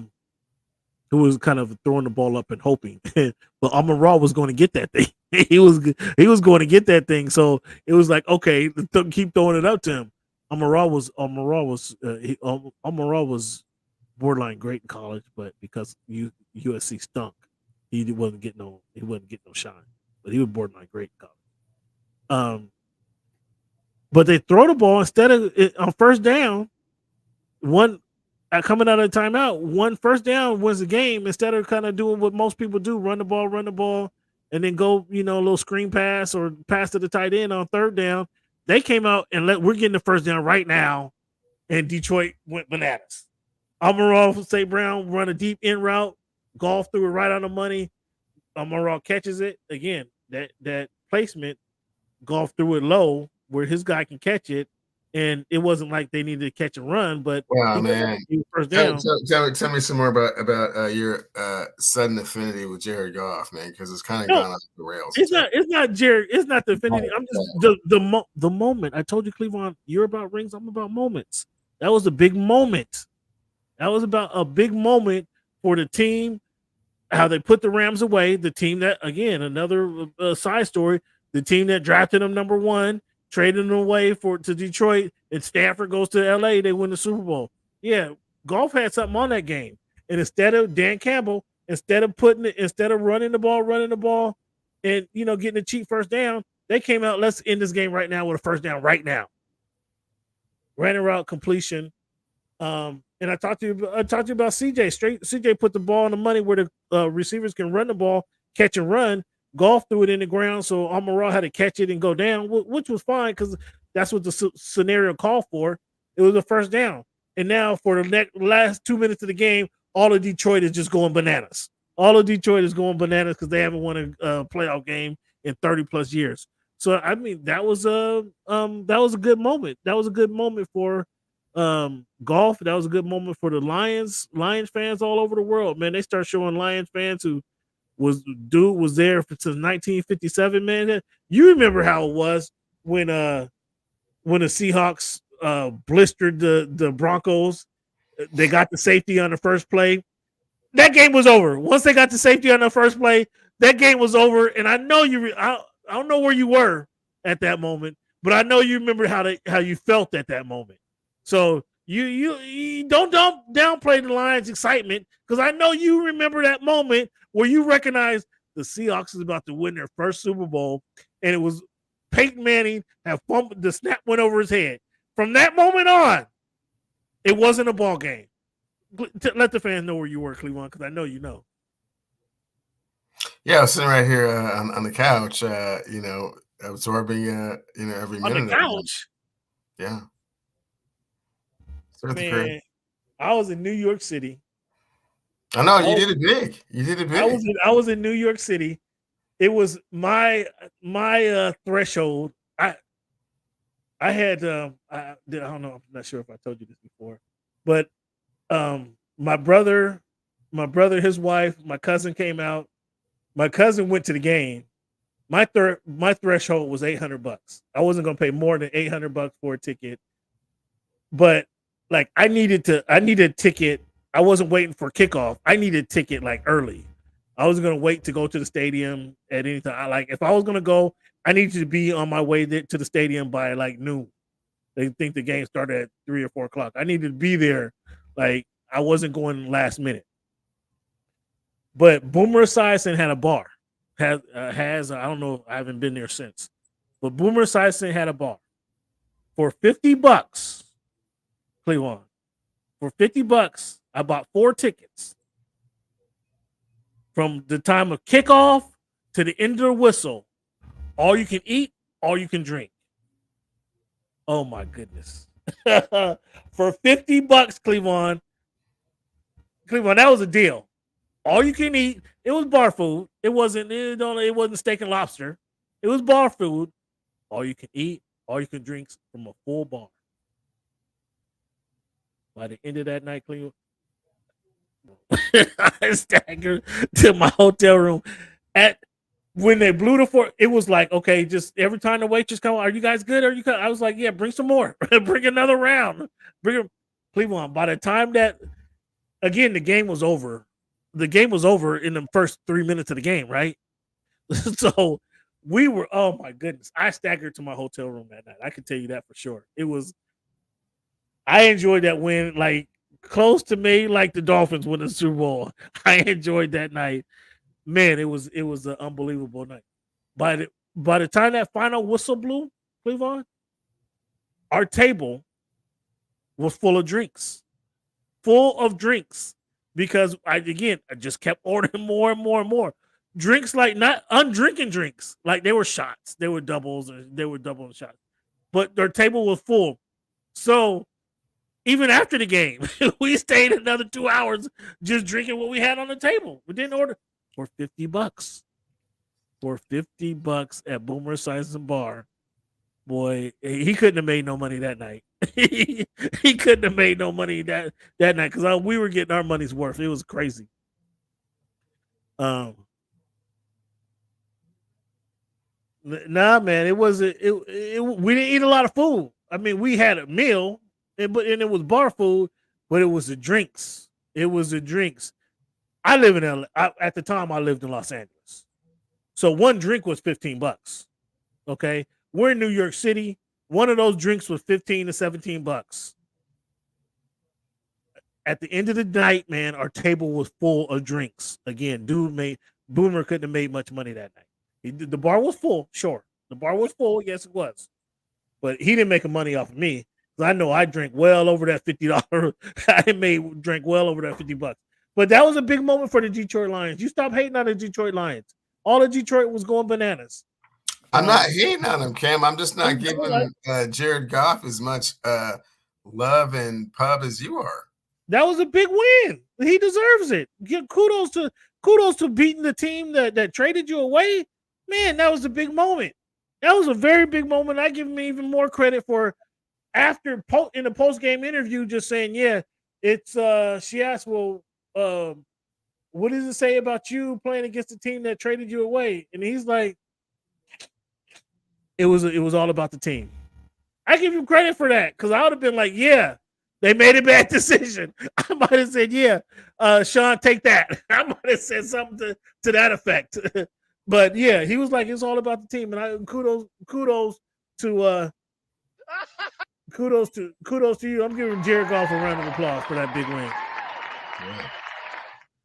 Yeah. Cleveland. So we talked about some of the openings that are there. The Bears, they decided to go. They're going to keep their head coach Eberflus and go ahead and make some coordinator changes. We're going to talk about it again before the draft actually happens. Well, what do you think about Williams making he wants assurances that the Bears are going to trade their number 1 pick so that he doesn't have to go to the Bears? What do you think about this dude? Very arrogant. He's been that way since he came into college football. He wants to call his own shots. I mean, if he had his way, he would just go to whatever team he wanted and, negotiate with him directly. I mean, if he wants to come back, to college football next year because he doesn't like, where he's going to go potentially next year, then, go ahead and do that. But as the number 1 pick in the draft, you go to the worst team in the league. That's how it works every time. Yeah, I think that's kind of wild. So Belichick leaves. Belichick, it was announced Thursday that he left. That They didn't come to an agreement. Him and Kraft. The next head coach is going to be Jared Mayo. I like the fact that Jared Mayo gets a job. But why we always get the shitty jobs? Like none of these top coaches available were going to go to New England. No quarterback, team that didn't make the playoffs, a 4-win team. Do you have any confidence that Mayo can turn this franchise around? No, not really, because the level of expectation is so high, and it's had such a solid foundation to this point. I mean, obviously there were some things that went awry this season, and probably the last couple of seasons. Most notably, Tom Brady's not there, but yeah, here you go with that. Crap. Most notably, Tom Brady's not there, but I think he can. If he can get 7-8 wins, he gets to live another season. Build upon that. Sick of you guys. It was a head coach. It wasn't the player. It was the head coach. Is there a chance that with Bill, the Jets? No, not a chance. If you remember Bollandre, excuse me, Bill Belichick was a head coach for the Jets for all about 21 minutes. That's when Bill Parcells, he retired. Did he retire and anoint Bill Belichick as a head coach? Is that how it went down? Or he just named Bill Belichick? I'm retiring. Here's my successor, Bill Belichick. And Bill was caught off guard. It was like, I can't. I'm not doing this. And then I think it was 2 days later he ended up being the head coach of the New England Patriots. Mm-hmm. But yeah, he's not going there. Falcons. Why would he go to the Falcons? Like, I've heard a lot about that, but why would he go to the Falcons? What's money and control, Cam? Money and control. That's why he would go there. They don't have a quarterback. Hey, man. They can work with Ritter or draft another one. Witter stinks. They're not working with Witter at all. Would you choose the Falcons or the Cowboys? I think if Nick Sirianni lost his job, that would be a better fit. I feel like that would be a better fit going to coach the Eagles versus the Cowboys. I don't think Atlanta's a good fit. I don't think that. I don't think Bill Belichick has the personality to coach in Dallas. It's just too much attention, and he doesn't really like all that. So Atlanta's kind of a cool little fit for him. If he ends up there, not a lot of expectation and kind of a laid back media persona. So yeah, I think that would be a good move for him. I don't know. I think Philly would be a better job, but we'll see how it goes. I think he's better built for Philly. It would be my speculation. So now Harbaugh's available. Belichick, Vrabel, Ron Rivera, Alex Smith, or who used to coach the Falcons. Pete Carroll, Nick Saban. Who's the best coach available? Best coach available is Bill Belichick per resume. Best coach available per dedication to what it is that they're doing. Hard to say. So Harbaugh, obviously, I think Harbaugh is a really good coach. I talked to you weeks about why I think he's a great coach. If he's a shoo-in for the Charger job, and so if we just took him off the list and left Belichick, Vrabel, Rivera, Smith, Carroll, and Saban, do we know what Pete Carroll is going to do? And is Pete Carroll going to stick around for 7 to 8, 9 years? Or is Carroll just going to be 3 years in a cloud of dust? That's what I need clarity on. But I think I would go Vrabel over all these guys. I go Vrabel. With Vrabel, they're going to be solid. They're going to be solid. Atlanta should go Vrabel. Is that ageism talking, Cam? When you say that, it might be because Vrabel, we never been to a Super Bowl, never won a Super Bowl. Never won a Super Bowl. Sure, he won a Super Bowl playing as a player, not as a head coach. You're Right. right. So as a head coach, he's never won a Super Bowl. Right. But Bill Belichick and Pete Carroll are in their 70s already. Okay, If so there's- there's some ageism going on there. You don't think they're up for the commitment for the long term, and you want somebody younger? how many coaches have coached into their 80s? Marv Levy coaching to at least into his 80s. So that's one coach out of how many coaches are coaching in the NFL? I mean, that's a long time ago. These guys are young and spry. You know, it's a new thing. Okay. You know, it's 2024. Okay. I mean, Pete's unfinished. Best coach available, John Gruden. I mean, he tried to sue the league to come back. So I mean, that's not totally false there. John can't come back. Oh, you meant you heard the Seattle media say? Yeah, no, I heard the Pete Carroll press conference, and he most definitely wants to coach. He most definitely wants the opportunity to do so. But again, there's a lot of ageism going on here. You know, I would consider if you're signing on to do something when you're 72 years old. I mean, you know, conventional wisdom says I'll be lucky if you get to 77. Right. That's the point I'm making. Pretty old, right? So that's the point I'm making. So I would say he needs to go. Pete, if the Eagles job was available, Pete needs to go to like the Eagles job, a team that's ready to produce today. He needs to go to the Cowboys job. That'd be a job where he can produce today, and we would have him for 5 years and make a solid run for 5 years. I just don't think Vrabel is younger coach. Obviously, I think he's going to be around longer. Now, that's so. I'm not trying to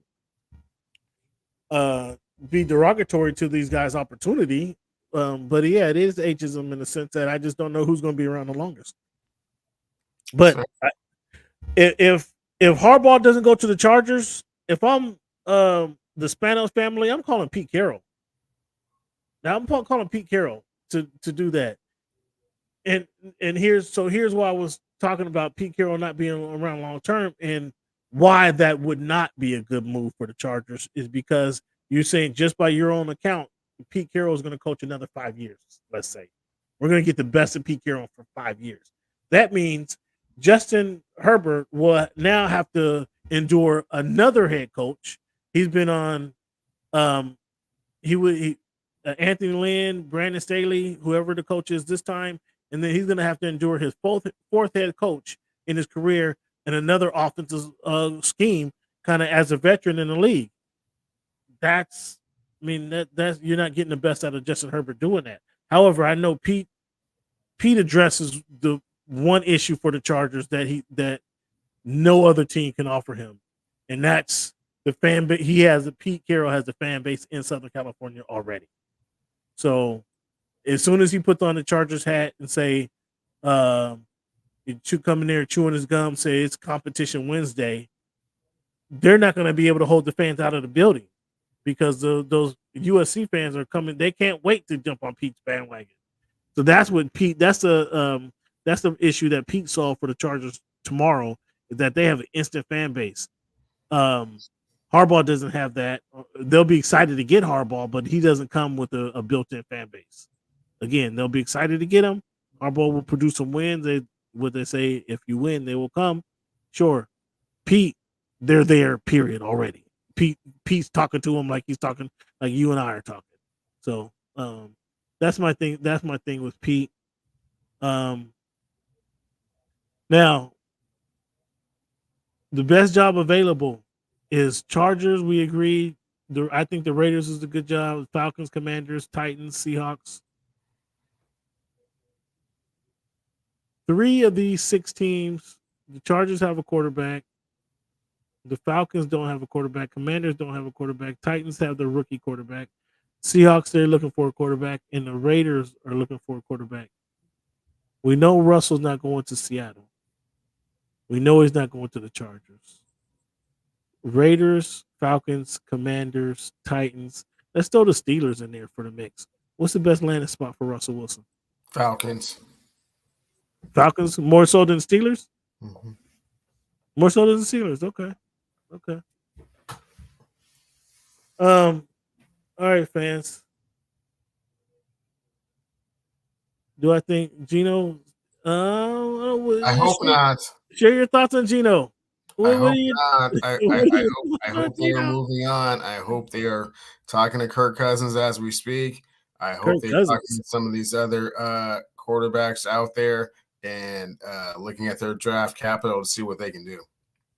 What would you pay Kirk Cousins to come QB your team? 35 mil. Kirk Cousins might want 3 years, 35 mil. That's cool. Come on down. Dudes at Tyrod Taylor. Listen, we don't want to do Tyrod either. All right, fans. So last week, here's our supremacy rankings. This was last week here. You see San Francisco, Baltimore, Dallas, Detroit, and Buffalo was on my list. You had Baltimore, San Francisco, Dallas, Houston. Houston has squeaked into your top 10. Huh? And then you had the Rams. Let's see what your list is this week. Did I cut some of it off? I had San Francisco, Detroit, Baltimore, Buffalo as my top 4 team. I probably had not sure who I had as my 15 as my 5th team in there. You got Baltimore, Detroit, San Francisco, Detroit, Houston early. Okay. All right. The fans, here's our confidence picks last week. As we know, we picked 5 games or 5 teams that we have the most confidence in winning. And boy, Buffalo saved me. Because I stuck it up. I didn't get any of them right. You got 3 of the 5 right, give you 10 points. But boy, oh boy, did I stick it out. I'm looking like the Eagles in the second half of the season. My numbers just keep dropping. Here's the picks for last week. Buffalo's only, again, just like a confidence pick, Buffalo the only team that gave me some points last week. Cleveland, you had the Chiefs. You had Houston over the Browns. I think I was laughing at you then. And you had Green Bay. Look at you, Green Bay over Dallas. What was your logic there? I just thought that the moment would be too big for the Dallas Cowboys and that they were a little bit too full of themselves and weren't giving Green Bay enough credit. And Aaron Jones, from the very beginning of the game, didn't feel that at all. Felt like it was kind of his house and made it be known. Let it be known. Yeah, that was wild. You had the Rams, Green Bay, and Pittsburgh points against the spread. Did Pittsburgh win that? Wasn't that? No, Pittsburgh didn't cover. Pittsburgh lost by 14. Oh, you gave yourself 3 points here, I see. No, I changed it. Oh, excuse me. There you go, down there too. Okay, there you go. My bad. Yeah, so that was a bad week for me, fans. This is gonna be a much better week. We got San Francisco beating. I got San Francisco beating the Packers. The Jordan Love ride is over. I got Detroit over the Buccaneers. That another ride that's over. Baltimore over the Texans. You didn't go Houston? What, CJ? No CJ this one? Fans, truth be told, there are 2 of those games that I wouldn't go out on a limb and pick them necessarily, but would not be surprised if they won. As a matter of fact, Lightweight kind of think they might do the unthinkable. And that would be the 2 aforementioned quarterbacks that we were talking about earlier, that CJ Stroud guy and that Jordan Love guy. Oh my goodness! You're just hoping. I see you. Fans don't listen to this BS. Don't listen to this BS. Fans don't listen to this BS. You see where he picked fans. I'm not confident enough to call it to say that that's what's going to happen. I'm just gonna say I wouldn't be surprised that happened. Fans don't listen to. Wouldn't be surprised that happened. I'm just saying. Don't be surprised. He's trying to protect his image right now. You're gonna pay up. Full moon. You're gonna pay up, big guy. San Francisco, he said, but I tell you, if the Green Bay goes up 2 positions, look, they're not playing the Dallas Cowboys. They're playing a different team here. Oh, my man understands how those 49ers work, huh? Because then they have to be, because then they're off schedule. Now every possession is kind of important. Do you want to change your pick, Cleveland? Kind of important. Cleveland, do you want to change your pick? No, I'm leaving the pick as it is. Oh. So what are you talking about then? What are you talking about? If you ain't that serious, you don't want to change your pick. I'm just saying. Do you want to change your pick? Now you can change your pick right now. I'll change your pick right now if you want. They get off schedule. If they get down 10-zip. Do you want to change your pick? Not right now. Oh, okay. Hush up with that nonsense. If, yeah. Hush it up. That's a very valid point. That's all I was saying. Our fans are very knowledgeable. If the 49ers get behind, yeah, it's a different game. Again, do you want to change your pick right now? Not right now. Okay. Shut it up. I got Detroit, Baltimore, and KC. Baltimore against the spread. That's a tough one. I do kind of feel that Houston can keep it close, but I have to roll with. I have more confidence in. I mean, that's a huge spread, 10 points against the Packers too. So I got more confidence in. I'll take the Baltimore. I can't go 10. But Cleveland is taking Green Bay into 10. I mean, you might well just take Green Bay. Change your pick. Take Green Bay. Conventional wisdom says don't bet against the team that's had the rest and is at home. So,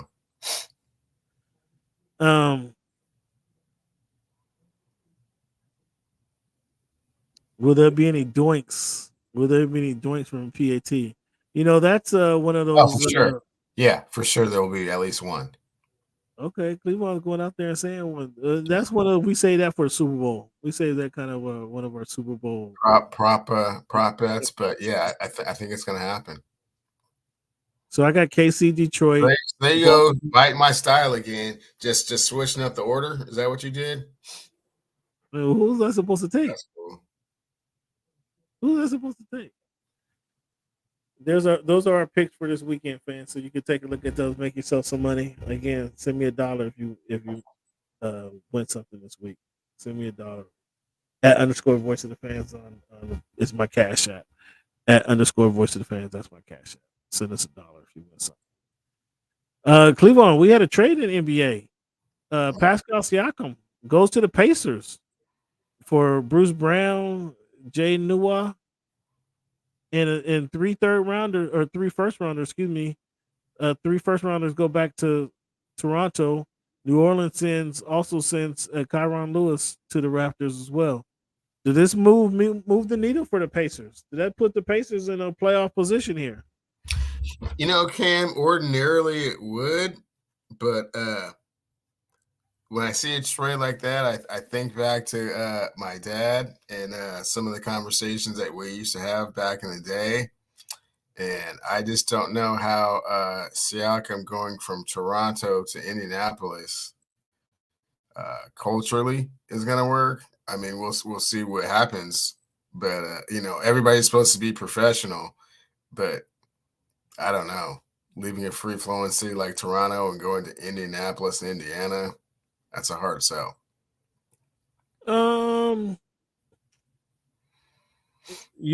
That's a hard sell for somebody coming from maybe New York, Los Angeles, Chicago, Miami. That might be a hard sell. Or Toronto. Yeah. He's not from Toronto. Perhaps you weren't aware. If Toronto was in the United States, it would be the 5th largest city in America. You knew that, right? Again, he's not from America. He's not from Toronto. I know. And so he's going from an international city that was very free-flowing, Canada style, to Indianapolis, Indiana. I mean, you take a shot to Indiana. What's up? Why you take a shot to Indiana? Yeah, I would much rather live in Toronto than to live in Indianapolis, Indiana. And I'm pretty sure Pascal Siakam is going to find that out pretty quickly. No, but he's going to be on the court with Can he overcome all that and just make it all about basketball? Well, then, yeah, they're a much better basketball team. But, I mean, is the culture shock going to be too much? We'll see. Are you good with the Bucks, man? The Bucks, they are 2 in the East. So when I come off on this tangent here, they are 2nd in the East right now. They do have a 700 winning percentage. They were 6-4 in the last 10. However, they just got mopped up by Cleveland by 40 tonight. And a couple of nights ago, they needed a logo 3 by Damian Lillard, to beat the Sacramento Kings. Are you good with the Bucks? Yeah, they're good. And Embiid dominates Jokic in Philly last night. He went 30-10 for the 16th straight game to bring them to third in the East. 667 winning percentage, 6-4 in the last 10 games. Are you? I said this last week. I said this on last week on the Hoops and Brews podcast. Embiid, I'm impressed by Embiid when he said earlier in this year that when he came out and said the best guys won more than one MVP. He wants to be in that category, saying essentially he wants to play like an MVP this season. That impressed me. That impressed me because it wasn't no big braggadocious line, but he just said the best guys have more than one MVP. He won one last year. He's on the same pace to win one this year. I was impressed by that, and he's been playing pretty solid. Hasn't played any game. He did miss Christmas Day game, but he's been very solid. 16 straight games of 30-10. Like Shaq did that like 10 times.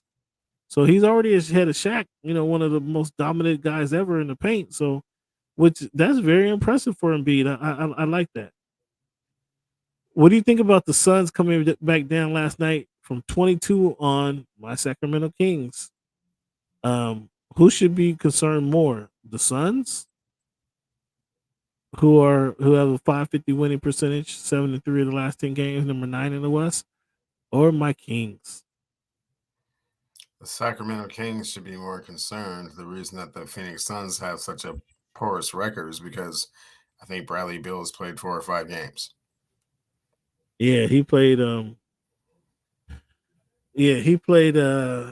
think he might be playing more consistently. Yeah. Results for the Suns there, but again, you come back from 22. That says something. That says something about your resolve. That says something that you haven't given up. And if they're in the play-in, I mean, they could be kind of dangerous if they're in the play-in. The Lakers, didn't they go from the play-in tournament to the Western Conference Finals last year?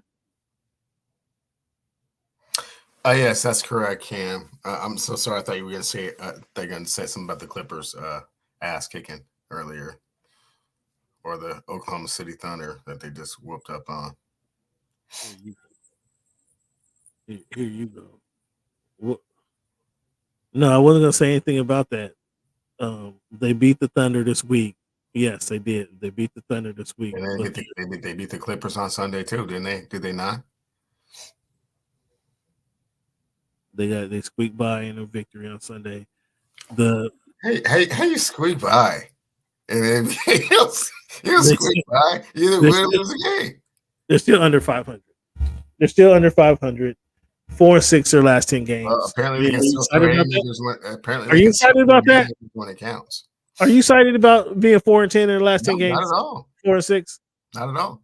I'm excited about the fact that you can still, every once in a while swing a haymaker and hey, let cats know we're still here. Since you want to bring up the Clippers are 7-2 this month. That's great. Okay. 8-2 the last 10.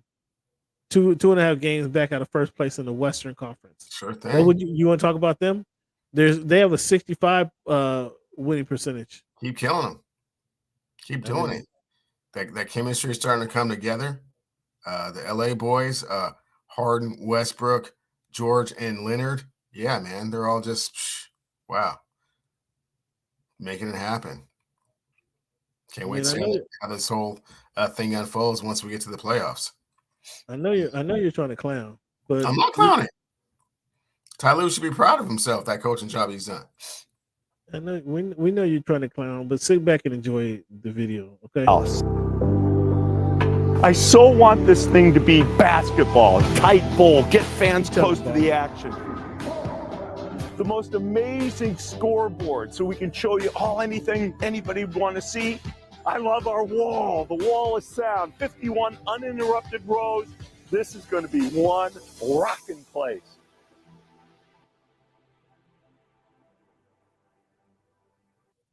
We're working here to build. That's gonna be one rocking place. Did you hear the man? I did. You know, the only thing I didn't see was a place for banners to be hung. I didn't see any banner hanging areas.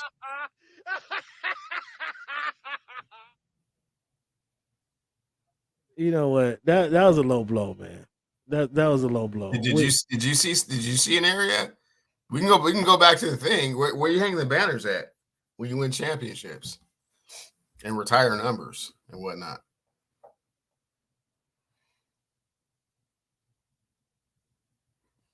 Okay, you didn't see the place here.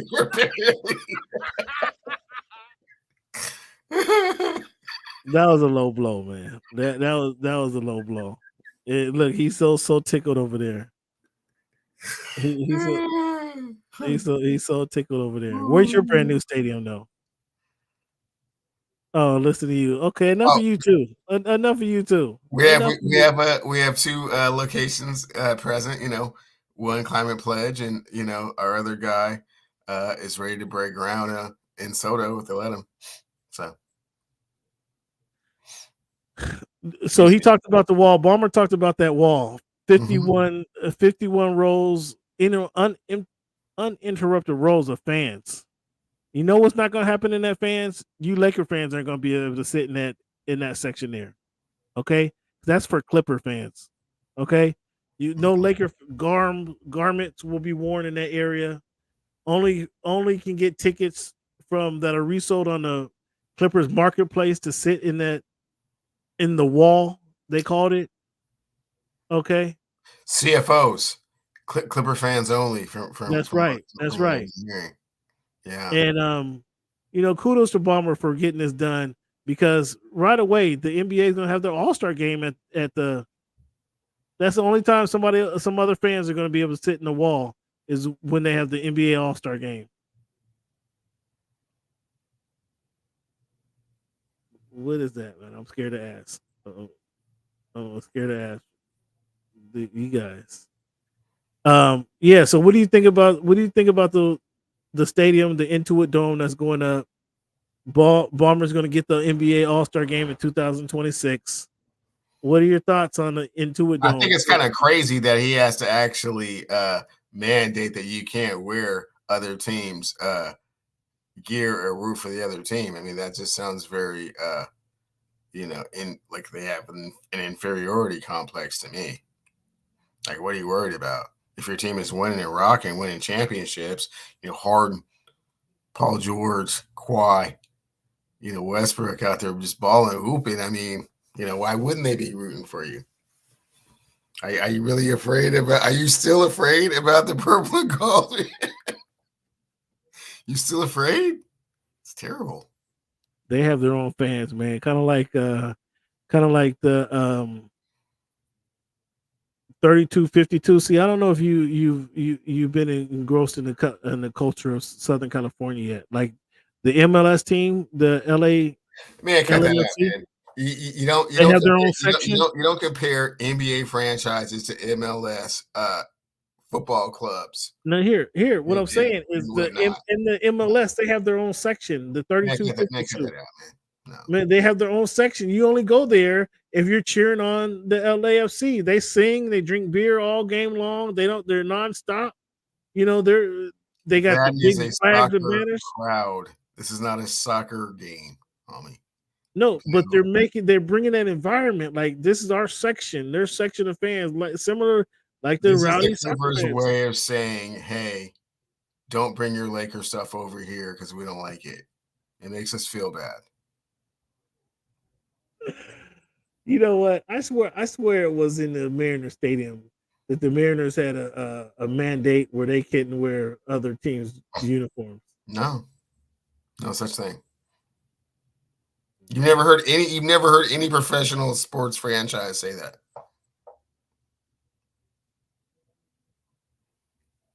Boy. You know how to ruin a good time. I tell you what, man. Well, fans, go out there and get one, and see if the snowball effect takes place.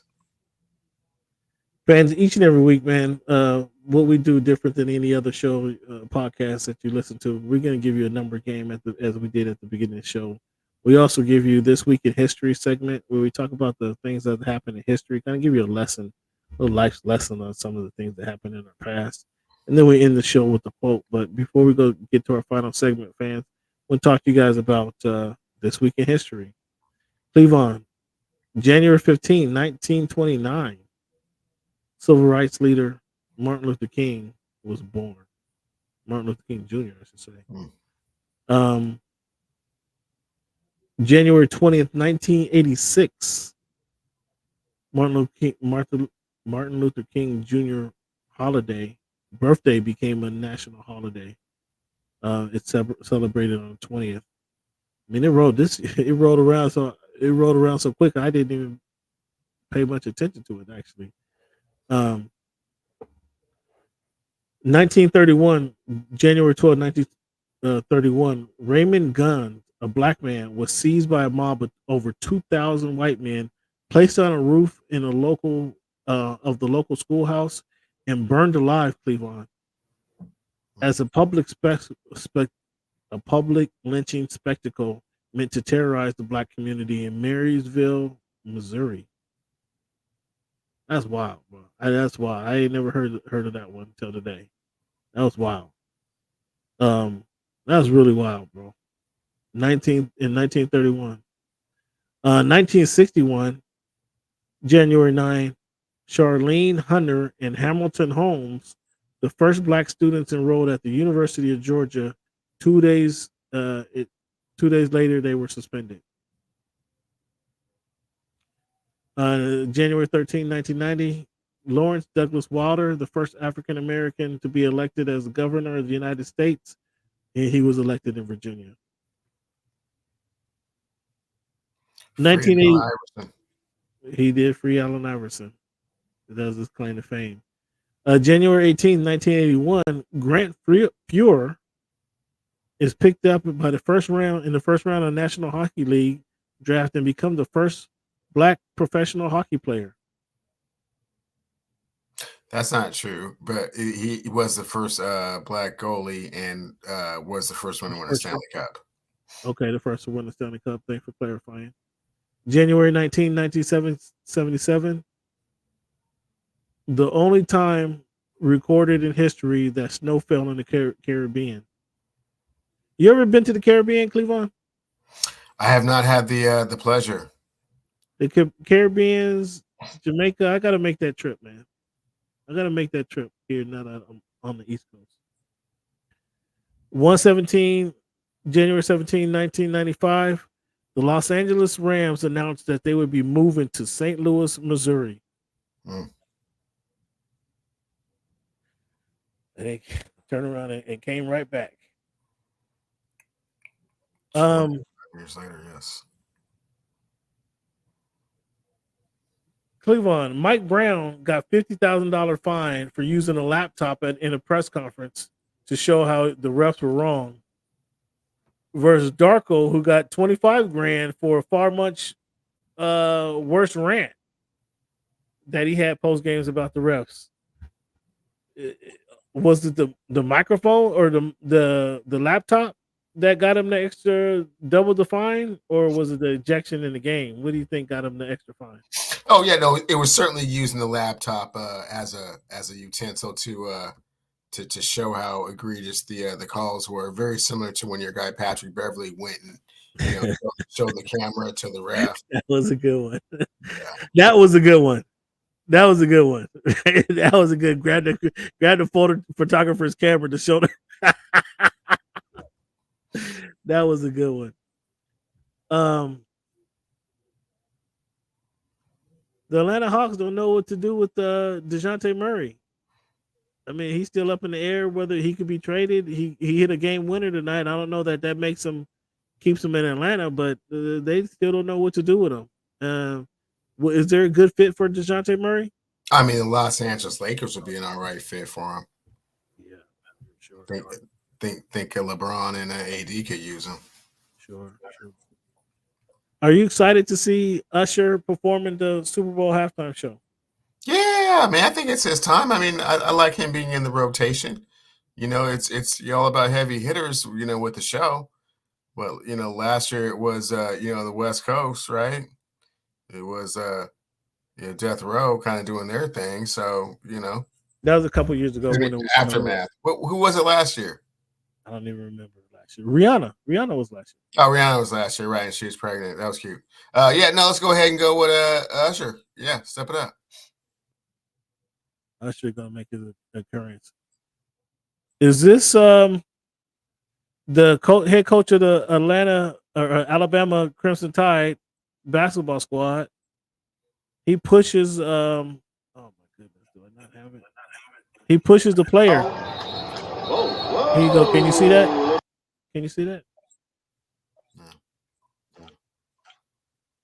You cannot see it? Hold on. Let me see it.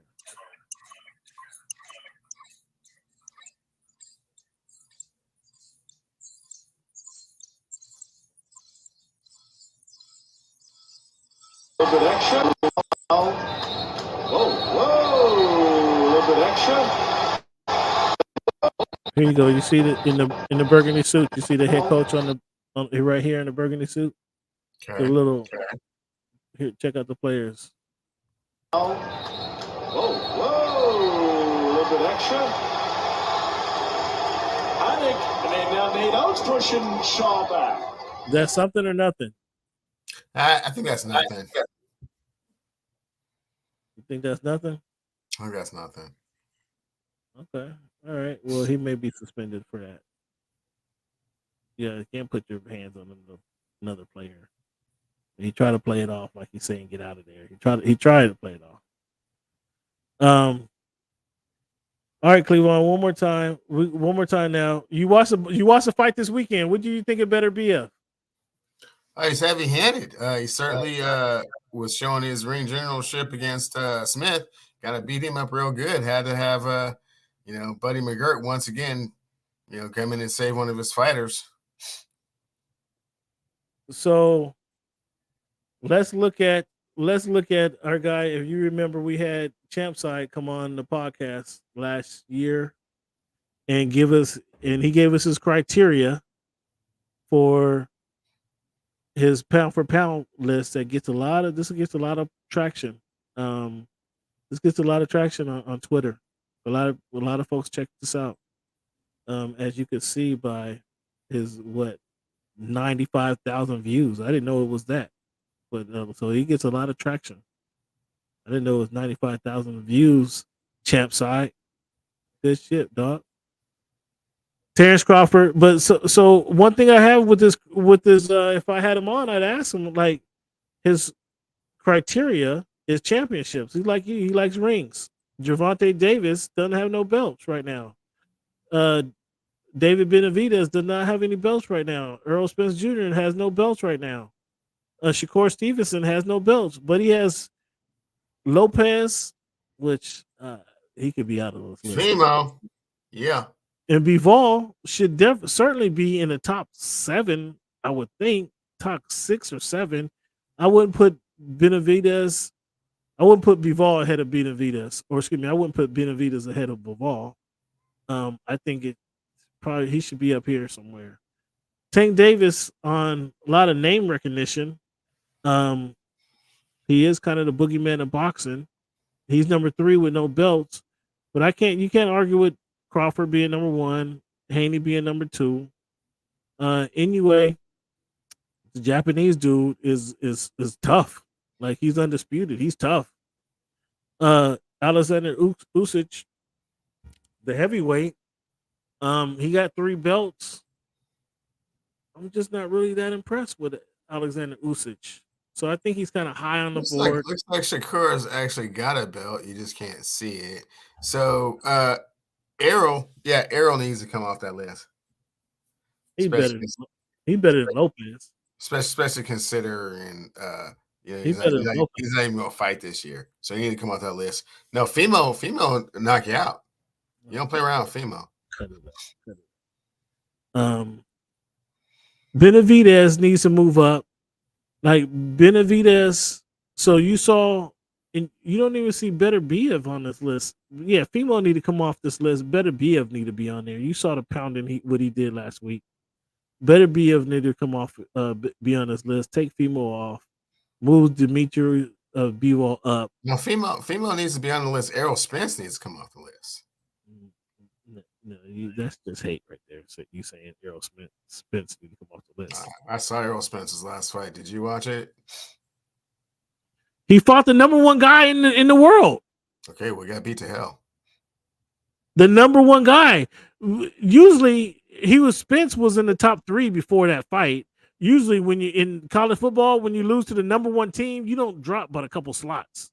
I believe Fimo knocked somebody senseless his last fight. Yeah, so you can't even think of the dude he fought. He was not on the pound for pound list. He was a champion. He was not on the pound for pound. I believe he was a champion though. No, he was not on the pound for pound list. So usually, I mean, there's a lot of thought, a lot of criteria that goes into this list by champ side. The only thing I would do again, Timo Fimo might not be on this list, but Better Biev need to be on the list. I'm gonna have to text my man. Why ain't Better Biev on your list, dog? He needs to be on this list. Take Teofimo off, move Bivol up. Usyk, I would say, needs to come down, but he's a heavyweight. He's a lot of draw. I would certainly add Better Biev on this list. So I'm gonna have to text my man. Shout out to Champ Side, breaking down your list, big dog. And there's actually you're gonna see Ngannou fights Anthony Joshua. You ready for that one? Yeah. Anthony Joshua and Ngannou is gonna fight here pretty soon.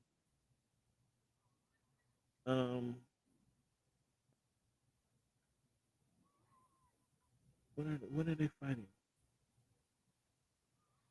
They're fighting. Huh? I'm assuming they're fighting in Saudi Arabia, maybe in May or June, maybe. Nah, not that long. Not even that long. Oh, sooner than that?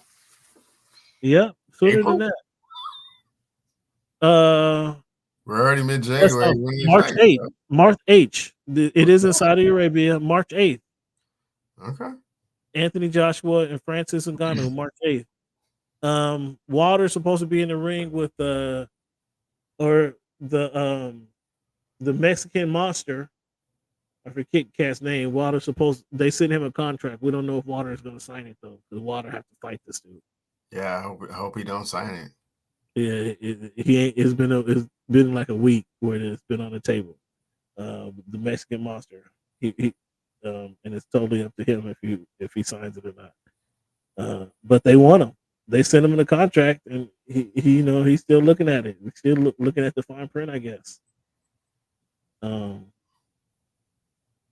We'll see if that happens. But yeah, you get a fight March 8th. That's Saudi Arabia. The dude is, I don't know. You watched the fight over the weekend. Did you see how often they announced the prince's name? Well, yeah. I mean, that's kind of part of the show.